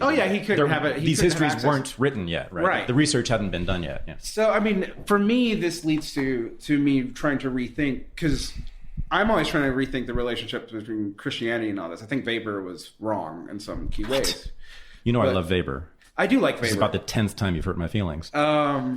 What about Weber? I don't think it was a Protestant work ethic, because you see this develop. This is what I'm saying. This blows the Protestant work ethic theory out of the water too. No, we're really gonna have problems now. Okay, keep going. You now have 20 seconds. So it's not just the Protestants who are pushing this. You have the development of capitalism, and also you have the things like proto-capitalist banking in Italy in the 12th century. That's the other thing, and the Byzantine city-states. Okay. What does this mean for me? It means that I don't have an easy theory to explain how all this emerged. But okay, so I believe you that you found these instances. I did. Of what looks like a capitalist economy operating in the 9th and 10th and maybe 12th centuries. Mm-hmm. Okay, when it wasn't supposed to be existing. Right. Okay, but you also said it didn't spread. It did not spread. And we know this for sure, right? It didn't. Yeah, it did not spread. It did not spread until. And actually, this maybe to go back where I find Weber very fascinating. Mm-hmm. By the way, I mean, I've always said this. Purely speculative. Everything Weber said, I just like it, and I think it makes sense, but who knows if he's right? Because first of all, he's making claims about people's psychology. Internal psychology, yeah. So you can't prove it, dude. But I still like it. But I was sitting there thinking about why did capitalism, for example, for one thing, it takes place in England. England is still not a totally defeudalized society. When capitalism starts. Yeah. Yeah, right. Well, it's still technically not now. I mean, the richest landowner in England is still a Well, it was also coercive, right? The Enclosure Acts. Yeah. Right, from what I've heard. Yeah, it's coercive, and then you have agrarian wage labor emerging out of that, and that's all important. But this for me, it's been trying to figure out why these things historically happen and how you be honest about them. And so, if I'm going to make these things about historically materialist logic, I also have to say that there does seem to be a cultural component. Why didn't this happen in China? Why didn't this happen in China? Was more developed. Mm-hmm. Yeah, right. That's right. And I do have to answer that somehow. And I don't have a simple answer for that right now. What's fascinating to me is, outside of maybe one or two Marxists, this doesn't seem to be interesting to anybody. They see it as, that doesn't build the socialism in the future. And I'm always like, well, how the hell are you supposed to bring about a society that's completely different and undoes the current one when you don't know how the current one came to be? Yeah. I think it's a great question. I'm fascinated by it. I've just never heard any. Well, no, I've heard theories. I've never seen any evidence except this that you're presenting here now. But even then, I didn't find it in economic history. I found it in religious history. That's it. See, that's my thing. So I think that's why maybe not Weber's particular answer is correct, which is that it was a psychological transformation in which the Protestant work ethic, the belief that work in itself is good, got universalized, right? As the dominant morality, right, in these particular countries at the particular time, and that, of course, gave rise to people working like dogs, right, in factories, right. Oh yeah. So I think that's maybe right, but I do think where he's looking is the place to look, which is inside the minds of individual human beings, right, and that's where you're looking. Right. I think you can't say that this stuff doesn't emerge out of psychology somewhere. Thank you. Thank you. What causes that psychology may be where we disagree, but I'm not. You can't. And I also do think you have to be pretty serious about there being a relationship with Christianity above capitalism and socialism. Oh, God damn it. Let's do that. That's what we meant to talk about. Okay. I mean, like... Well, first of all, no. So you'd never answered my question, though. What's your question? No. You said you didn't like capitalism, but it was sort of visceral. But yeah, it was visceral. Can you be concrete? You gave this brilliant, amazing meta-analysis. I didn't like what was happening to where I lived. Yeah, like bring it right down to your own experience. What was it about? I just saw people getting poorer and poorer while a whole lot of other people were getting rich. Right. And they were trying... These people weren't like social... I mean, it's not like the people I grew up in Georgia were socialists. They were... They really believed if they worked hard... And most of them, a lot of them were libertarian leaning. If they just worked harder, they could get ahead. And they could not. Like, there was right. no way... If they played by the rules they were given and they bought into those rules, would they get ahead? Mm-hmm. What was it like working at Geico? See, I was expecting you to go there. That's where I would go. That's where I do go when I talk about my visceral dislike for capitalism. Oh, it was such a weird... That was the other... Well, that was another thing. I hadn't even thought about that, It's but I remember that time. It's cubicles. Cubicles and observation, and it felt very panopticon. And also, it just felt like this idea that the state was my only real enemy was like a joke. Like, the state may be my primary enemy, but it wasn't. Oh, yeah. I'm with you there, too. Yeah, the boss is also your enemy, isn't he? Right. Because he's watching you, and he's punishing you. And he's regulating you. And I remember, and this was something that I felt libertarians spoke to better than Marxists, is I'm like, okay, so the owner might be exploiting me. Like Warren Buffett was my boss. He might be exploiting me. He owned Geico? At the time. Oh, yeah? I didn't know that. But I didn't hate him. Well, right. He wasn't in the office. I hated my manager. He wasn't peering over, he wasn't peering over those 5-foot cubicle walls so that they can see you, right? He wasn't looking over those. I hated my manager. Yeah, I hate him too. I do. And so, like, that was a lot of where I was coming from. And even when I was in, and I resisted a lot of this whole, because I associated Marxism, like most people do, with like just like super liberalism was what I like thought it was at the time. Like, it's just more state stuff. And I remember like trying to do anything at a university was nearly impossible because you had to jump through all these hoops for this ridiculous, ever bloating and expensive admin that did nothing. Next time you run into a libertarian, ask them if they would be happy being a middle manager at a major corporation like Geico. Yeah. You know what I mean? Yeah. Because what is that job? It's being a cop. Right. Yeah. Am I right? Yeah. You're being a cop for this corporation. Yeah. Oh, okay. It's true. Derick Varn, the employee, can leave and get another job somewhere else. It's true. Where there is a market, in some places there aren't markets. And in Macon, there was less and less of a market, right? Every day. For available jobs, right. But even then, even if there is a market, major capitalist, even in a pure free market economy, which doesn't exist, but if it did, there would be presumably, major, large capitalist entities, right? Right. Which are going to need people to make sure the workers are doing the right things. Right. When? All day long. Yeah. Every minute of every day, right? This is just the logic of it. Monitor us more and more. And they were also like, the one thing about that particular job is they would like, oh, we'll give you a credit union account. We will give you a home loan. We'll put this little like gym, which you can't really use, but if you can use it if you stay here longer. Like, so it was almost like company story. They ain't after stupid. A while. They ain't stupid. They know how to buy you, right? You're right. I mean, they used to just whip people, right, under slavery, and capitalism kind of after a little adjustment period figured out, oh no, we actually have to treat these people a little bit better than donkeys, to get them to buy into the system and to not jump out of their cubicles and slit the manager's throat. But this is why I hate the boss too. Me, Thad Russell, I do. And I mean generically, like I hate the boss. Right. But here's the problem. Like, I'm a boss. I employ a couple people right now. I'm also a parent. You're not. No, I'm not. Hate to say this to everyone, but that's really what we are. We're cops and wardens and prison guards. We are. That's it, right? The kid doesn't have any freedom. No, that's what we do. We control, coerce, punish them all day long. Right. And even if you get someone out of like a state school, that dynamic is still an existing thing. Yeah. So, I mean, that was my issue with the libertarian. I just found it from a mixture of watching what it did to the community I lived in, and then thinking about I'm trying to go back to how I was thinking, but you're right. I really hated that job.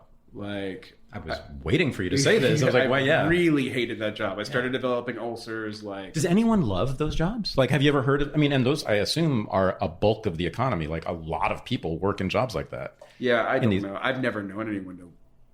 Well, that's a thing, don't you think? Yeah. Mr. Pro-capitalist out there listening, and they will say, oh, well, there's a market so the laborers can leave and choose another job. Where? Yeah, exactly. Right. They go then to progressive insurance down the road. Right. I mean, like. And work in a different cubicle.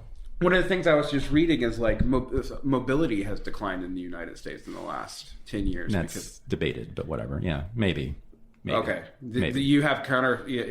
I actually sincerely asking because I'm repeating recent statistics that I've heard, but if there's a counter study, I'd like to know it. It's how you define mobility and what you're looking at. I'm not talking about social mobility. I'm talking about like not leaving where you were born. Oh wow. Oh, geographical mobility. Geographical mobility. People are staying in the same towns more than they were before? When they were, I was reading Tyler Cohen about this. No way. And that's shocking. It's increased in the last 10 years because everybody's been told things like, we actually were talking about this before we came on, go to New York, to, they can't afford to do it. That's right. And so like there are some more jobs for some of these people, and some of these areas are developing culturally in ways they weren't before because the culture is being centralized. Huh. But but people aren't following the work because they can't afford to.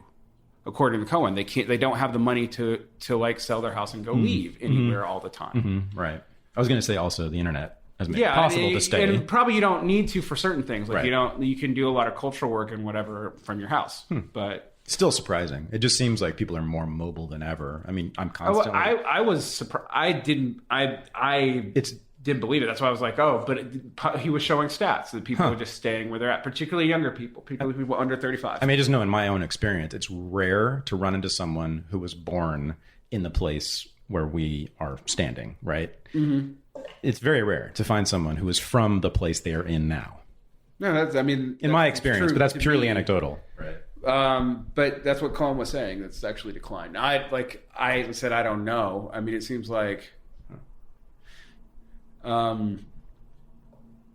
does that have to do with capitalism? Oh, because it's failing. Well, it's failing here. It's not failing everywhere. If you say capitalism is failing in the third world, you are just lying. Thank you. Again, thank you for saying that. You know that there's been probably actually a conspiracy of silence about that on the left. So I've done a search on The Nation's website, on Mother Jones's website, on Alternet's website, on Salon's website, and I found not one single mention of the World Bank study that found that global extreme poverty has been cut in half in the last 20 years. Yeah. They do not mention it. People who putatively care a whole lot about poverty. Don't bring it up at all. Yeah, they don't bring up the fact that poverty has been alleviated to an incredible degree globally. Yeah. So what does that say about how they think? The editors of those those left-wing magazines, right? I mean, this is the thing. As much as you hear about anti-imperialism, I don't feel like I don't like. Also, when it comes to like the war, or I mean, I remember Glenn Greenwald, and I was already left-wing by this point, but I was so mad, like when all these lefties were calling him a racist because he was supporting Ron Paul. Oh, yeah. And it was like Tim Wise and all these they're Democrats, but they were calling him a racist for supporting Ron Paul, and I'm like, so what are we literally arguing for woke bombs? I mean, like, is that where we're at?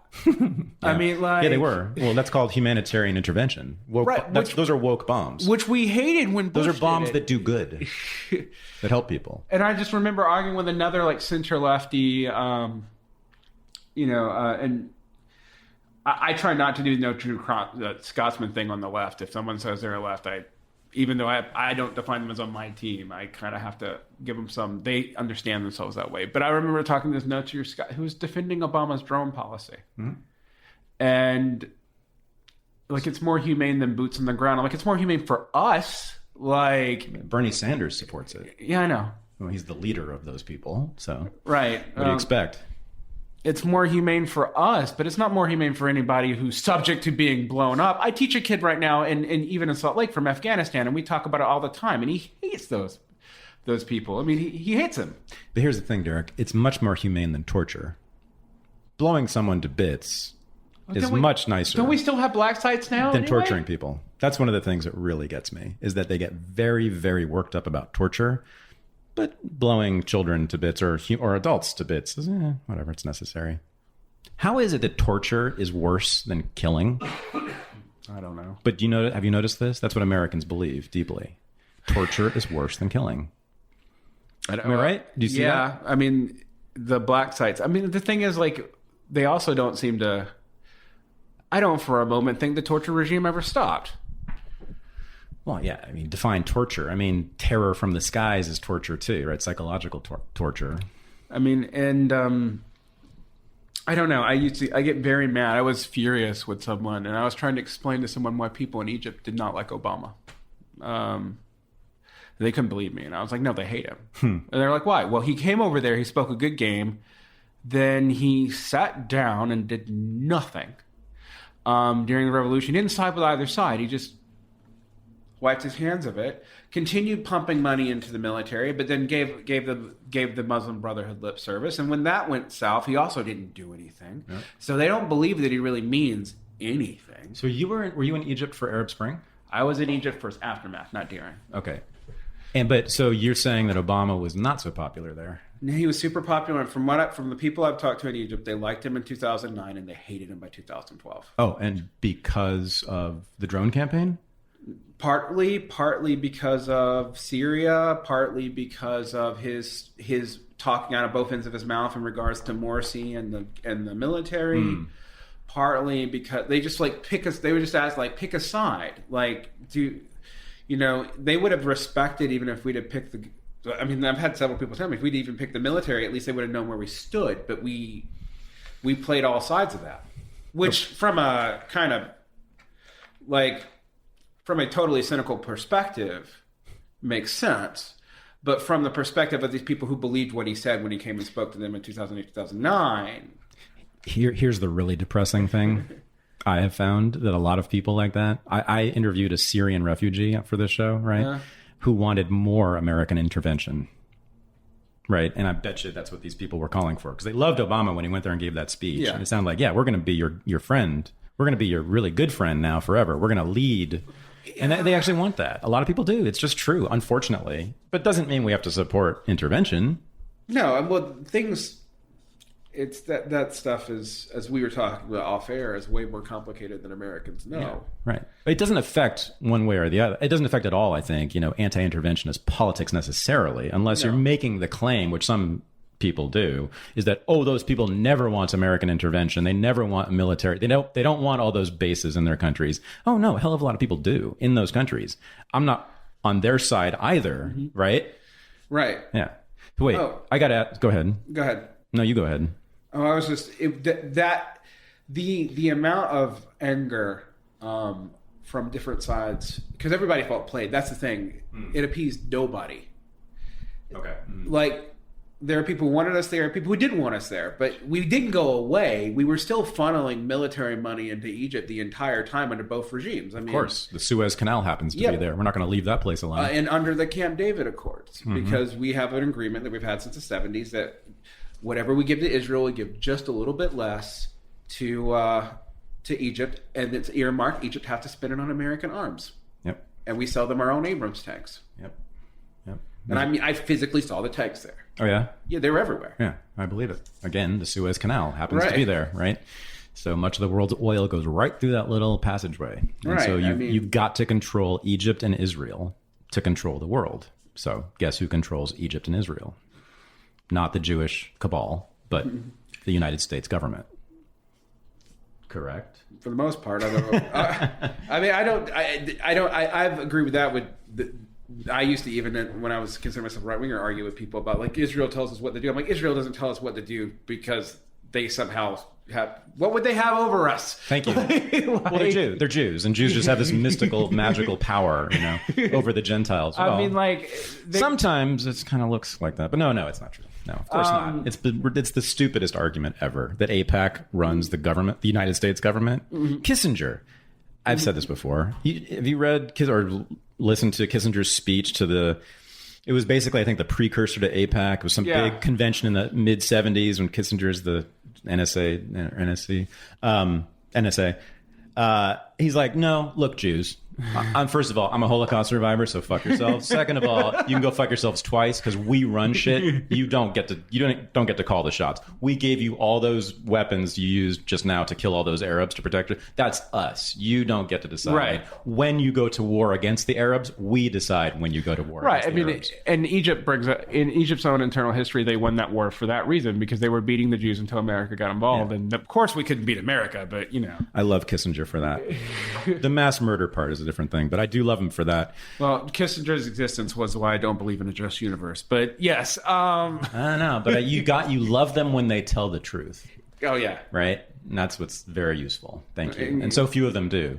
Kissinger and Trump are about the only ones in terms of foreign policy makers in this country. Yeah. Kissinger... So speaking of not Jews, the thing I did want to ask you about is you have this on sort of developing argument I've heard you make about Christianity. What about it? And about Christianity, you tell me.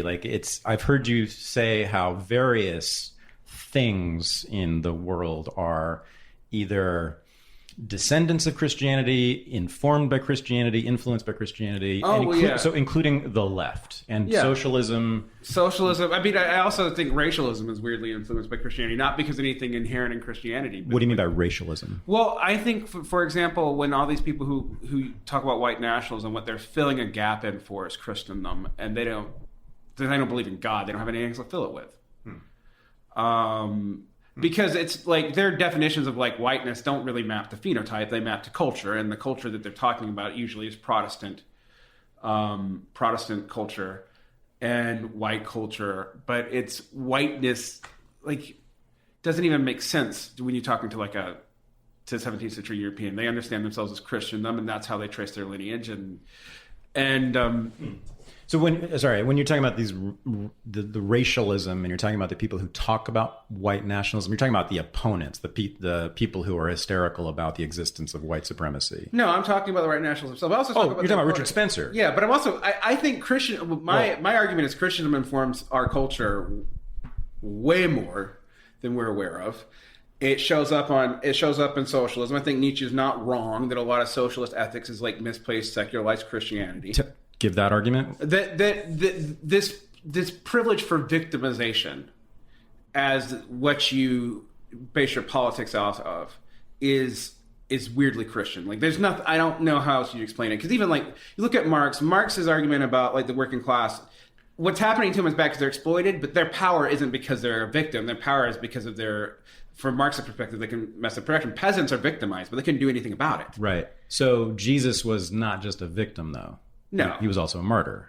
He's a martyr. So the victims now are also martyrs. Right. Martyrs for a cause greater than ourselves. I mean, in this sense, I'm going to sound like Camus, that it's this weird secularization of this Christian impulse that you see. You're taking whatever vision of history and substituting it for God. So leftists now, or identity politics leftists, I guess we should say, right? Now, are you saying treat black people and trans people, etc., as Jesus figures? Kind of, as martyrs, and I think so too. I think you're exactly right. And they're treated as subjects whose suffering makes them ennoble, noble and correct. Yes. They're also correct. Whatever they say, and now it's children, right? Right. At Parkland, right? Right. They're the new Jesus. Because everything they say is correct. Oh my gosh. No, right? Everything they say is correct because they're the victims and the martyrs. Right. I mean, I'm going to get in trouble, but when I read the Parkland Manifesto, I was shocked because it was 3 milquetoast demands that even Trump would probably give them. No, one of the demands is, maybe I misread it, was really totalitarian. No, I got 3 milquetoast demands, and then one demand that scares the ever-living Christ. The mental illness. The mental illness part, yeah. Turn all the mental illness records over to the police, undo HIPAA, and give it directly. I mean, even if that's informally happening now, I don't want it to be formal law. That's a nightmare land. That is that is everything Foucault feared about both the Panopticon. I just said Jesus. And I meant that in every way. No, I mean, I read that. I was like, you're kidding me. I actually didn't expect that they would go full totalitarian that fast on that one. Mm-hmm. The sheriff This asshole, by the way, Jewish. What's that about? Sheriff in Broward. Well, because it's Florida, but I guess. But that guy, you know what I'm talking about? Israel. Yeah. Yeah. Oh, yeah. Scott Israel. Scott Israel. Which also, like, what kind of Jew's name is named Scott? Right? Who the hell? What Jew is named Scott? Anyway, so I don't know if you watched the town hall, CNN, right? Yeah. But he came out and said, what we need more than anything is for the police to have unilateral power to incarcerate people in mental institutions. Yeah. Who we, as an individual police officer, believe are mentally ill. Yeah. And like the crowd was like, applause. And give him a standing ovation, but they applauded that. Certainly weren't any boos or even an awkward silence. And I'm like, that's just straight up fascism. Like, what so are you... You see this part of the manifesto, and the first thing is like, okay, ban assault rifles. Okay, they've done that before. It was superficial. Didn't really matter. It's not going to affect anything. I don't like it, but it's ban clips, whatever, fine. Have a national registry. Okay, whatever, fine. Undo HIPAA. It doesn't say that, but I mean, I'm like, and give it and just hand it to the police. Like, and I'm like, and we're also supposed to be the people fighting the incarceration state, because like I can't think of anything that would be more nightmarish than giving them that much power. What did Hillary Clinton say about crises? You can't let them pass. You can't. That Mao said? There's a great. Can't let a crisis pass. What'd she say? There's an actual. Wasn't it her? She said something about that. Like, don't let it, something like don't let. Which she was quoting. It's funny because Naomi Klein is the one who came up sort of with the theory of the use of crisis by elites to impose what she thinks of as bad policies, and she's about 1% correct, I think, in terms of the history.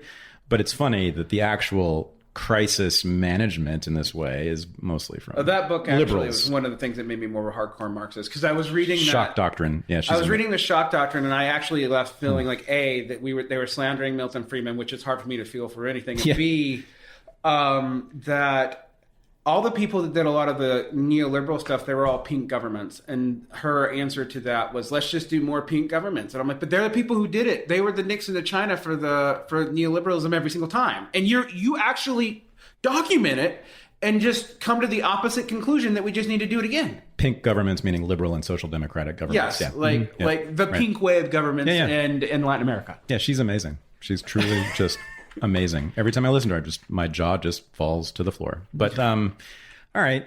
So Ta-Nehisi Coates, right? Okay. He's got a Jesus complex too, or he treats black people as Jesus figures, or he treats like himself. What's going on there? I wouldn't. There was a black activist, Dixon. What's his Bruce Dixon of the Black Agenda Report, who gets former Black Panther. I'm so glad that's gotten name checked by guests more than once on this show, because none of my listeners, I'm sure, when I started the show, has ever heard of them. I've loved them for years and years and years. Yeah, they're awesome. Among the Marxist sort of radical left, it's you and them I like, and that's it.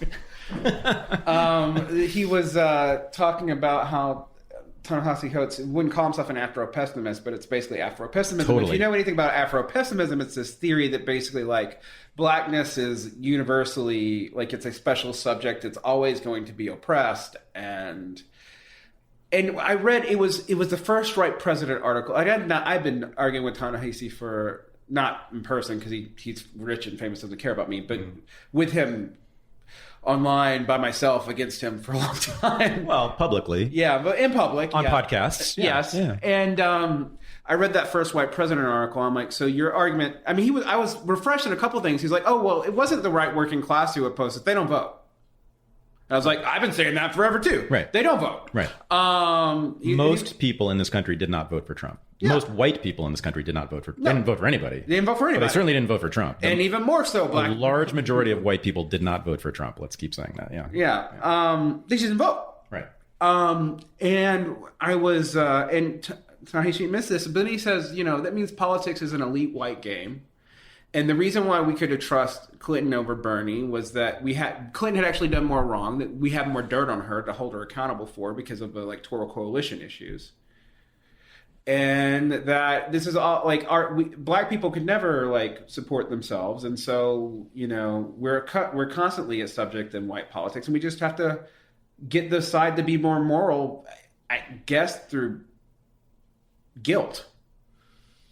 Yeah. And that was the argument of that first white president essay. And I was just like, okay, well, you just admitted everything I've ever said negatively about you, but like, I was shocked. Jesus is always dead, right? He's always, or he's at least he's always on the cross. Mm-hmm.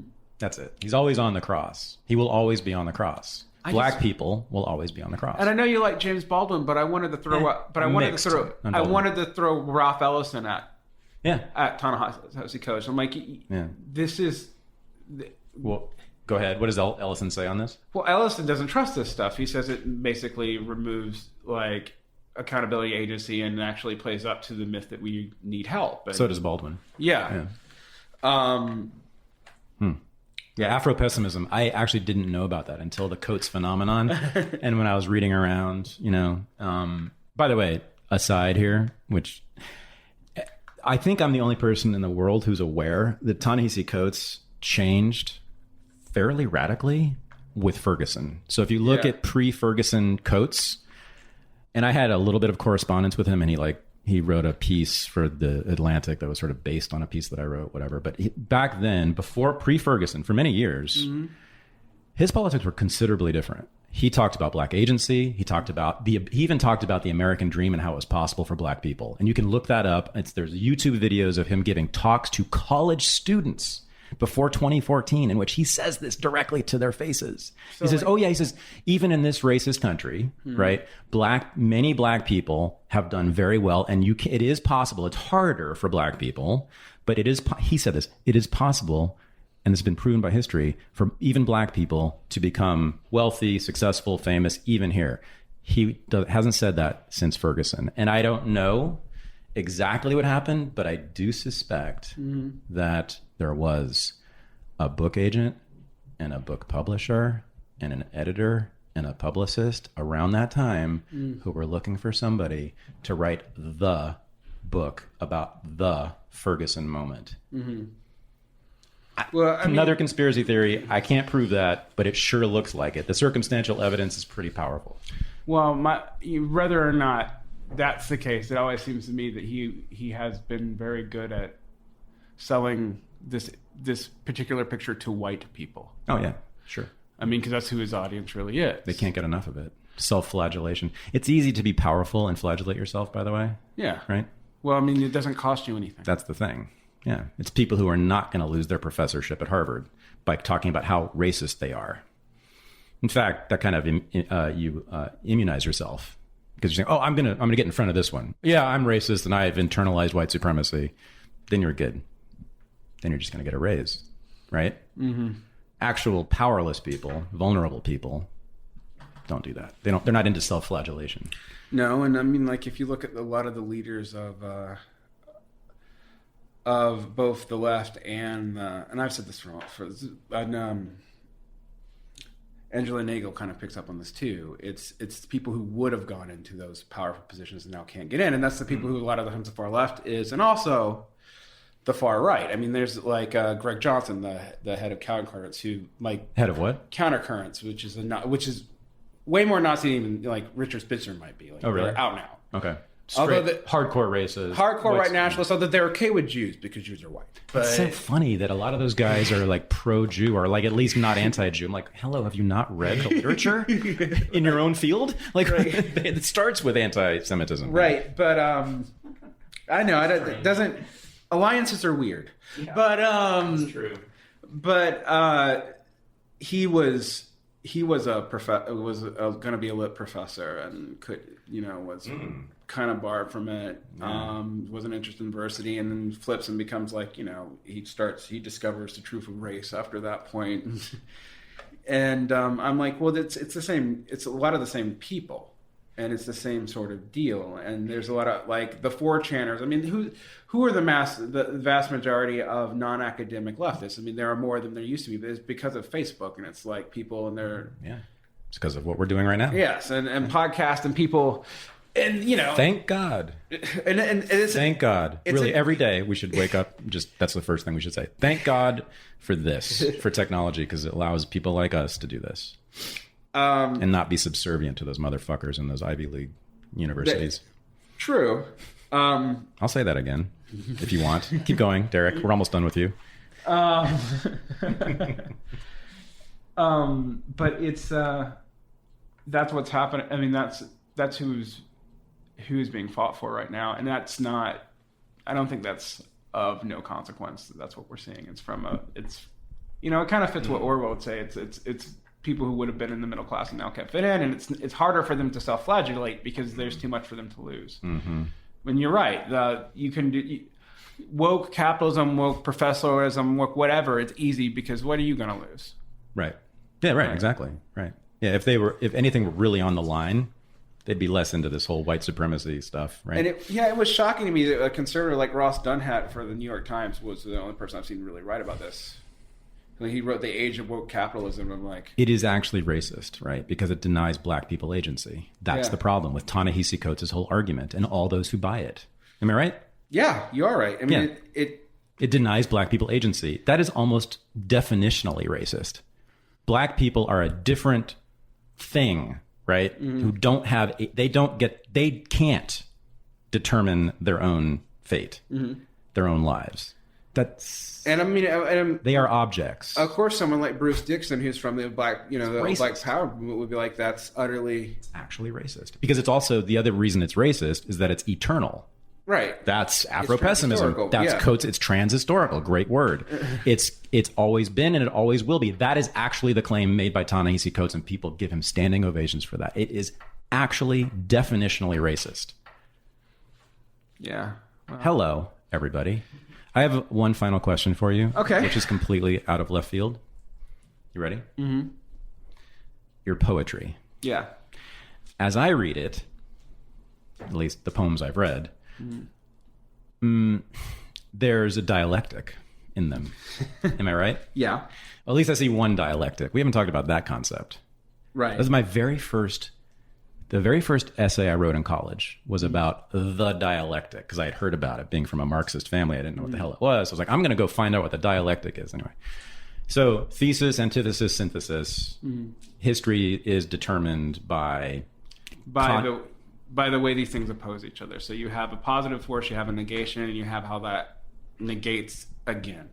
So because there seems to be a contradictory standoff, and that has to be reconciled some way. It can be reconciled a number of different ways, I think. This may be where because Hegel seems to think it can be reconciled by one thing, which is the absolute idea, but whatever. But it can be reconciled any number of ways. And that reconciliation pushes us forward. I think this is where I am ethnically Marxist, because I haven't been able to shake that. When I'm always looking for contradictions, right? And I know that's what Marxists do. That's what you do, right? Everywhere. That's the first thing I'm looking for. Where's the contradiction in this relationship, in this social relationship, in this relationship between two people, in particular, like in a marriage. Right. So that's the dialectic I see in your poetry. Okay. All right. Do you see that? Yeah. I mean, sure. Okay. I know nothing about your marriage except that it ended. Yeah, my first marriage ended. Yep. And I don't even know if the poetry is referring to that marriage. Some of it. Maybe some other relationships. But what I see, just tell me if this is a fair reading at all. I see, at least on one level, a conflict between your tremendous interest in worldly affairs, high ideas, abstract concepts, politics, history, philosophy, etc., right? And the interests of this other human being who you share a bed with, who has her own interests, which are not necessarily coinciding with your intellectual interests. Correct. And which is something that I have struggled with dialectically my entire life. So is that one thing that's going on in your poetry? That's one of the many things, but yes, that's definitely there. I mean, it's funny because in my daily life, a lot of what I talk about just doesn't come up. Welcome to my world. My God, yeah. Jesus. So it's not like I'm not. And in some ways, I wouldn't want to be either. Like, I can't imagine being married to another left activist or something. Like, it would seem like it would be the worst. You know what's worse? The only thing worse is being married to a libertarian. Well, I don't know. They're equivalent. When I started hanging out with libertarians, I was like, God damn, you're just like all the Trotskyists I knew. I mean, just weirdos, socially inept, emotionally retarded. Like, what the hell? I don't know, man. There's a few who are decent. Those are my friends. But anyway, sorry. So you've not been with women who are political in the way. No, not really. Right. No. Neither have I ever. Not once. No. Yeah. What is that about? What does that say about us? I don't know. I've thought a lot about that. I've also thought a lot about like how outside of like stuff like Me Too or some very superficial anti-Trumpism, most of the women that I've known are not interested in politics. I was like that unless you got up into the Ivy Leagues. Mm-hmm. And while there was a lot of interest in feminism in some ways, there actually isn't any in others. And it's hard to articulate that as a man, but there was whole spectrums of like feminist theory that, like you mentioned, I think that's when I started falling out of it. So I'd talk to the women in my life and they'd just be like, what are you even talking about? Like, this doesn't mean anything to me. So wait, the women you've been with haven't even been feminist in that way? They would consider themselves feminists, but when I brought up feminist theory, like I was taught in university. Yeah, they're not intellectual in that way. They're not feminist intellectual. Yeah, they're not at all. Like, they would consider, like, and... So why? Why do we do this? Is it because there's just no options? Because there's very few women who do this? Because women are much more sensible than men, generally speaking, and women in general prefer to be happy. That's probably a lot of it. That's kind of what I suspect. Because they care about things like relationships, and we don't. We care about ideas and things. Generally speaking, that's not essential. I'm just saying, culturally, that's what has happened. That's all. I would say that that's probably a lot of it. And then just also like trying to reconcile like being about like been conventionally married twice. So you did it twice. I'm married now. Wow. Double veteran. Okay. And I some stuff that comes up in my poetry about my current marriage is just having to take care of another person because, they had, like, my wife had cancer, like bad cancer. And I mean, still technically has it, although she's much, much better now. But when you have to deal with that, a lot of these big picture seem both more important to you, but also like a hell of a lot less important. Right. Because it's like, I just remember thinking like, why don't these, when my wife got sick and I was in Egypt and I just remember talking to these leftists and I'm like, why don't these people just grow the fuck up? Like they're, personal alienation gets so much worse and so much harder, and this has nothing to do with politics. Yeah. And like, it didn't make me want to stop being an anti-war person or any of that, but it really just did change a lot of the way I felt about the way people like use this as I just started seeing a lot of this as some of the people involved were using this as substitutes for other issues in their lives that they were not fixing. Yeah. And I started thinking about that about myself too, and that's still something in the back of my head. Like, if there's something, do I care about this so much because I actually care about it, or do I care about this so much because there's something else on the table? Every day, I think that. I'm like, do you really care about war this much? Or if you do, like, what is that really about? Yeah, that's me talking. Like, so I hear you, man. Personal alienation.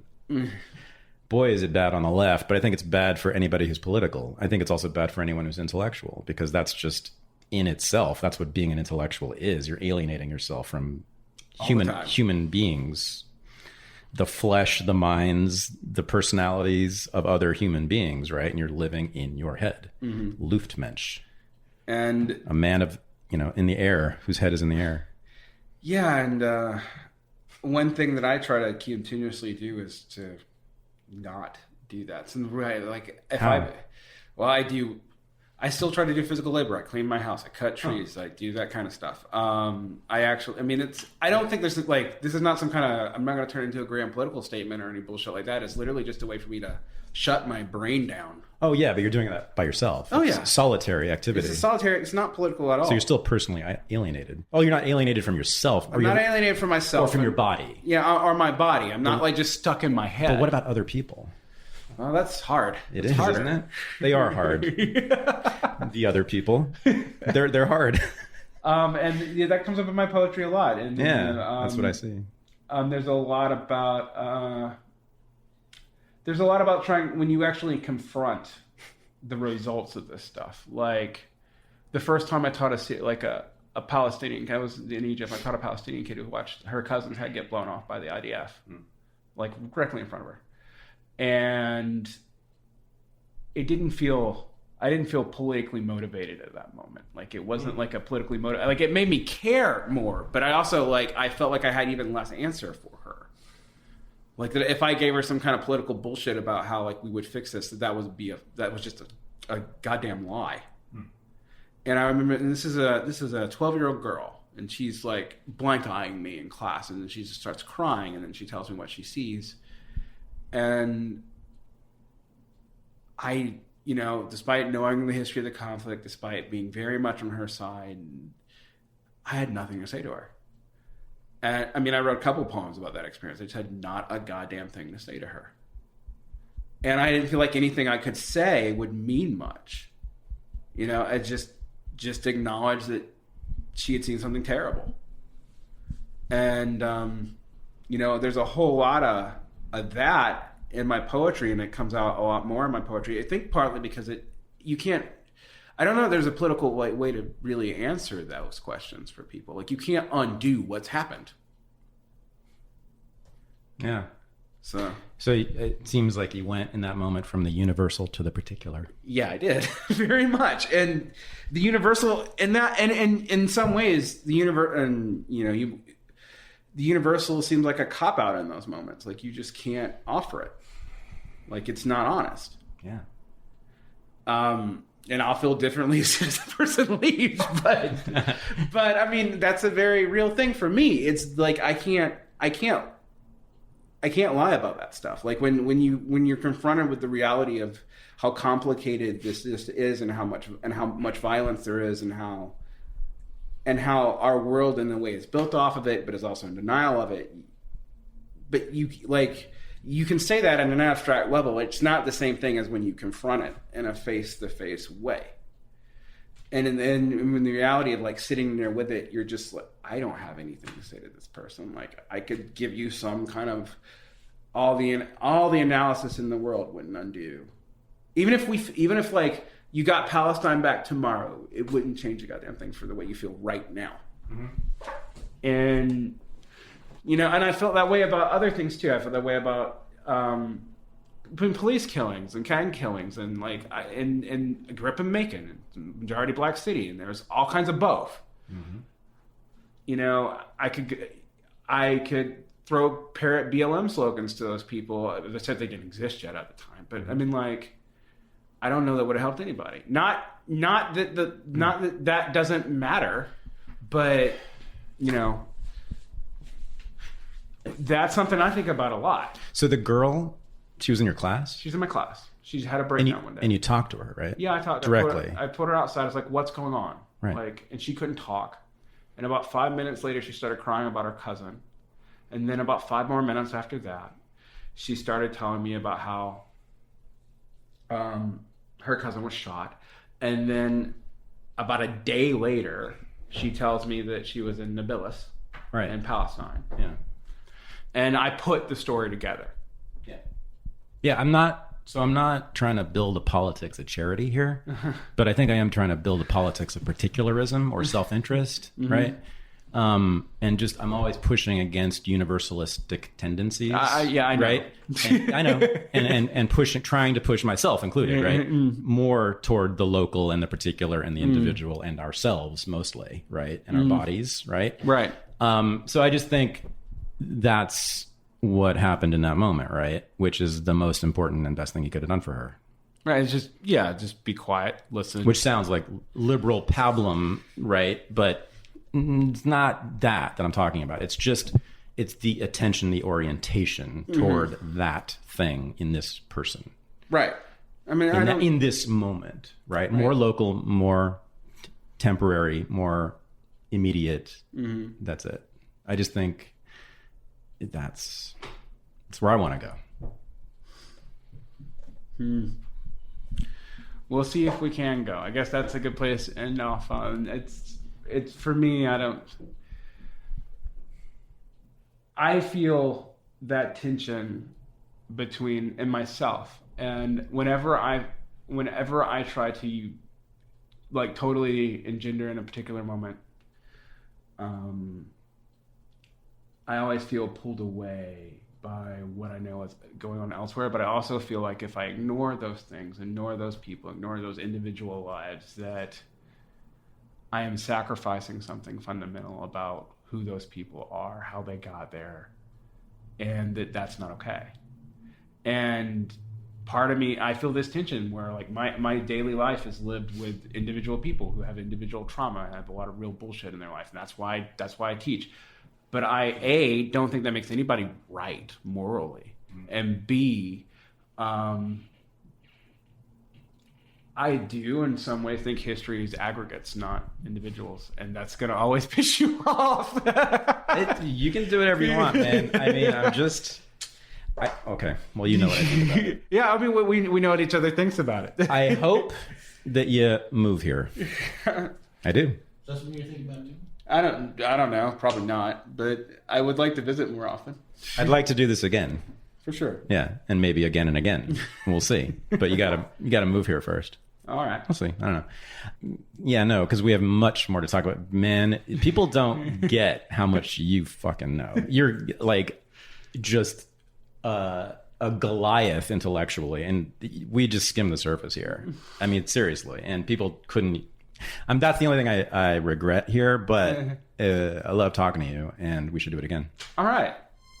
I would love to. This was the Unregistered Podcast, and I'm Thaddeus Russell. To support the show and become a member of the Unregistered community, go to unregisteredlisteners.com. To purchase any of the Renegade University video courses or to sign up for the weekend in New Orleans with me, go to thaddeusrussell.com/courses.